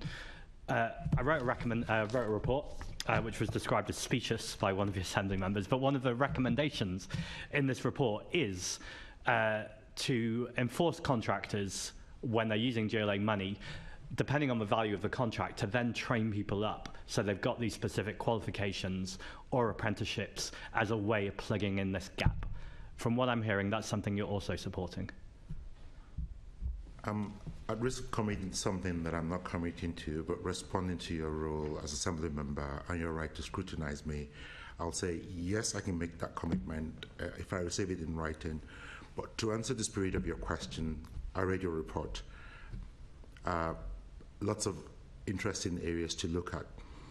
To the question on the retrofit revolution, I made one simple response to that. You can look at the revolution as a big bang affair or something that starts little by little and build off. I'll exploit with the second. Social housing retrofit accelerator started in GLA. It was started by one of my officers in my team at the moment. I was in Desnes at that point in time, leading fiscal policy strategy. And then I switched on to become project director for Social Housing Decarbonisation Fund, Wave 1, to spend close to 400 million. Shira, as we called it, was built in the GLA with Turner & Townsend as a junior partner, and the GLA was the lead. Shira then got adopted by Desnes, and it became Technical Assistance Facility 1, which was used to disburse the close to 400 million from Social Housing Decarbonisation Fund Wave 1. It was then transformed into TAF 2 to disburse close to 700 million, and now is the model on which Salix financing is built on to disburse billions. In my mind, that's a revolution. But again, remember, it's a revolution within the limited powers, but leveraging the convening authority and the brand of the mayor that officials passionately pursue. So would I explore that recommendation you have about looking at the GLA funding? Yes, across the group. And already there's a mechanism to do that, which is called the Sustainable Procurement Framework. Again, with TFL colleagues, without making commitments on their behind, could we use open book accounting to expand that item of work? Again, yes. But to firmly respond to anything you tell me here, I'm not Teflon-shouldered about it. I'm happy to take your recommendations and provide written responses and make sure that I keep to my commitment as a public official. I appreciate that, and thank you. And I understand these things are complicated, and I understand that partly it's political. You know, a retrofit revolution is a slogan, but it's important what's underneath that slogan. And I just worry that this has been a conversation about powers, and I felt like Deputy Mayor Pipe, not speaking as Deputy Chair, but as an Assembly member, was quite blasé about how we deliver this today. And actually, this has to be the most important thing that happens in London. But I hear what you say, and I appreciate the spirit with which you've given it. Assembly Member Best. Thank you. Just like to start firstly with external guests asking how can more Londoners from a wide range of backgrounds acquire low carbon skills, perhaps thinking about some of the key barriers but also initiatives that have already been undertaken. Does anyone want to? Yes, Ed. Yeah, happy to take that one. We looked into the issue of diversity, particularly through the LSIP. It was one of the key areas of focus for us. And clearly, there are huge issues in the London labour market, particularly, I think, in relation to green skills and green occupations. There was a 2022 study conducted by the GLA, for example, which found that jobs in green occupations are more likely to be held by men than women. I think 73% in 2017 to 2019 were held by men, and a relatively high proportion of job holders are from a white background, compared to fewer from other ethnic minorities. At Business London and working through the LSIP, we identified a number of areas where we thought that action could be taken or built on existing work. So one of those was particularly around driving more sustainable engagement between businesses and schools and colleges, particularly working with the Careers and Enterprise Company to ensure that their priority sectors and training career pathways are being plugged in properly to each region. There might be a conversation as well that we could follow up with colleagues from South London Partnership, because that's an area of core focus for them. We've talked a lot today about sort of multi-year funding settlements and the desire for more of a kind of single pot approach. But I think building on that as well, that would be helpful, but actually as well ensuring and just checking and double checking and constantly monitoring to ensure that the GLA's programmes and funding, whether that's encompassing the AEB, Jobs and Skills for Londoners Fund, No Wrong Door, UK SPS funding, skills academies, boot camps and so on, all are working together and are aligned in the most effective way possible to support the delivery and support employment outcomes, particularly for disadvantaged people. There's a few other areas as well. I talked earlier around the desire for greater alignment, particularly around Section 106, the Section 106 process. That's a core priority that came out from a lot of discussion and dialogue that we had through the LSIP process for certain. And I think we've talked a lot about it. And again, I think there's a kind of risk that we run into. Well, what do we mean by this, or sort of cliches perhaps, but we think there is finally kind of scope potentially for the GLA to look at this, creating this sort of one-stop shop model around supporting job seekers, and then that brings together kind of the co-location of sort of employment support, careers advice, and skills support as well, and getting the private sector involved and supporting some of those initiatives too. So those are some of the kind of key priorities that we focused on through the LSIP for improving diversity, particularly in green skills. Thanks, Ed. What was the GLA study you mentioned? Off the top of my head, I don't know. I can find out. I can come back to you. It was in 2022. I can, because there's a study in 2022 by the WPI Economics, and that found that for women there was 34% of women in the sector in relation to 46% of women in work, or that make 46% in the workforce, and 30% from black and minority ethnic backgrounds compared to 36% in the workforce. Were those the same? Yes, it was the WPI report. Okay, just want, because it was slightly different, so I wondered if there was something newer. Okay, did anyone else want to say? Nancy? So.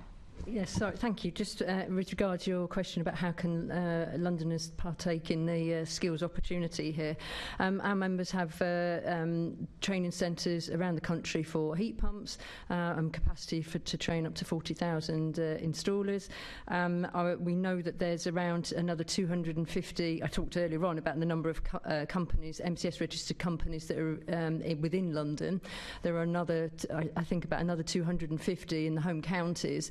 So I would just suggest that perhaps we need to understand that, and widen the vision a little bit, that sometimes the possibility for training and learning and working might not always just be within the GLA area. It can come from learning outside and then bringing those skills back home, if you like. I think the other important thing to mention here is great to hear that there's some possibility of developing training programs within the different frameworks that the GLA are considering, but we need to consider sector-specific, skill-specific MVQs or qualification frameworks, and also the mandatory technical competencies that the building safety regulator that's working on at the moment as well. And I think if we can pull all of those together, we know our work at the Heat Pump Association, we've developed a qualification framework that we know that different training providers are rolling out and getting accredited to by UCAS or others. And with that, you then cement and make sure that you've got good grounded skills in the different technology bases for people to then come up and be part of let's say a one-stop shop or a supply chain into the tier ones or a one-stop advice service. That'd be my suggestion. Thanks. Yeah, I mean, in terms of workforce representation, I guess the main issue is with regard to those with the manual skilled occupations, where after many years of various initiatives, we're still stuck at around between 1% and 2%. We are largely existing within a small and micro business world, where recruitment tends to be by word of mouth through networks. So, I mean, one thing I can be sure of, and I was on the Olympic Park and I was on Crossrail, the one thing that isn't going to work is a bunch of middle-class people from large companies lecturing a bunch of working-class people from small companies. That's certainly not going to work, because we've tried that. That's been tested to destruction. I think one positive area is what I mentioned earlier, which is the blockage between people on college courses and employment. When I was on the Olympic Park, one worthwhile thing that happened was that a researcher came from the University of Westminster. They made a film. And they went into two classes in a college local to the Olympic Park. One was the apprenticeship class, and one was the full-time learner class. I won't tell you what the ethnic composition of the two was, but they were chalk and cheese, shall we say? So I think if we do strengthen the routes from full-time education into apprenticeships, into accelerated apprenticeships, that's one thing. The other aspect is there is a huge amount of interest from career changers in plumbing and electrical work, but they face a similar issue. They can do a knowledge-based course, often through an independent training provider, but then is how do you get the work experience, either as an adult apprentice or maybe through some other route, such as the NVQ. And again, if there can be mechanisms that industry education and the GLA and others can work together to provide, particularly in the context of a small and micro-dominated sector who are going to need that support, then again, I think that would be a very worthwhile activity. Thanks, Andrew. I also worked on Crossrail, not too far from here in North Woolwich, and actually, so I get what you're saying, but there was some really good programs we were able to run, given the size of that project and the money behind it. But obviously, the smaller contractors just don't have those resources to do. So when I get the point, but when you were making that point, what are you envisioning is the solution? I think we're going back to an earlier point, which I said you have to do both. I think on large programmes, fine. I think the location at Woolwich did assist in some ways in terms of some of what was achieved on Woolwich. And a lot of it, and forgive me if your experience is different, but I think a lot of it was around relatively low-level entry jobs, rather than the sort of higher skilled jobs developed over a longer term. So I would say if we are dealing with two worlds, a world of large projects and everything else, then we need to have distinct approaches to both. As I said, I think there is the interest from the small companies in London in taking more people on. I think a lot of them struggle to know how to do it. And if we provide them with more support, some of the things that I've mentioned and others have mentioned, then I think we'll make a lot more progress than we're making at the moment. So you said previously you don't want to lecture smaller companies, though. So how is that support best provided without lecturing? What's the you deal with them directly through their own institutions. We have supply chains on larger scale projects. Within the mechanical, electrical, plumbing sectors, you have trade bodies, you have certification bodies. We have a form of regulation, a form of license to practice, competent person schemes, and so on. These are bodies that have registrants numbered in the thousands or the tens of thousands.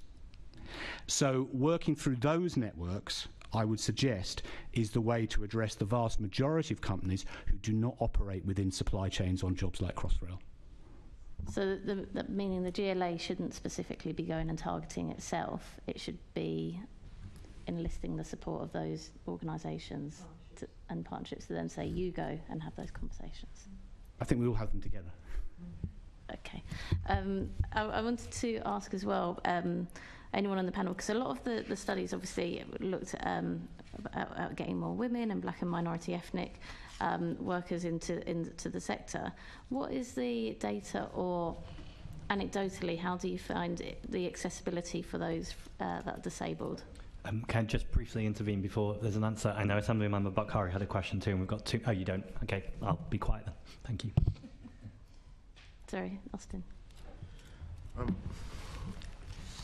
If you're looking specifically on deaf and disabled, I can tell you that on the Greener Skills Academy, where we had 1,600 Londoners who went to deployment or apprenticeship, it was 10%.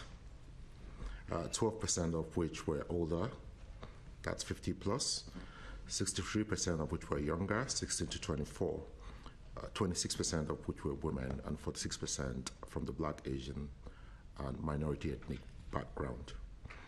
If you would, I could come back on the diversity question and perhaps add more insights to the other questions that were answered earlier on. Thank you. Okay. Thanks, and sorry to interrupt again. Cara and then Ed. Yeah, I just want to make a comment about, we've talked a lot about the manual trades and they are really, really important, but in terms of hand-holding residents through retrofit, I think the last couple of years of delivering schemes has shown that actually residents need a lot of help, communication to get those retrofits done well, and at the risk of being gender stereotypic, women can be quite good in those communicating roles, and actually there's and also you know, if you're disabled, you know, that might be a problem with manual work. It doesn't have to be for the kind of hand-holding roles that are going to be really, really important going forward. So I think it's looking at that broader range of opportunities too. Thank you. Ed, you've got the last word. Thank you. I'd just say, I think more broadly, one of the things that we picked up through our work on the LSIP in terms of those from disadvantaged backgrounds is that there are huge barriers to travelling to training and work within London, whether that be kind of within boroughs or across London. And maybe there's some work there to be done to look at how we break down some of those barriers. We had some ideas in the LSIP around sort of promoting awareness, particularly around things like travel bursaries, particularly for young people from disadvantaged backgrounds, but also building their confidence in whether there was some kind of role for a targeted campaign from the mayor to drive some of that forward as well, because I think that sort of travel mobility piece and the confidence to travel is also a real blocker here as well. Yeah, point well made, thank you. Thank you very much to all the panel, both for the first panel and the second panel.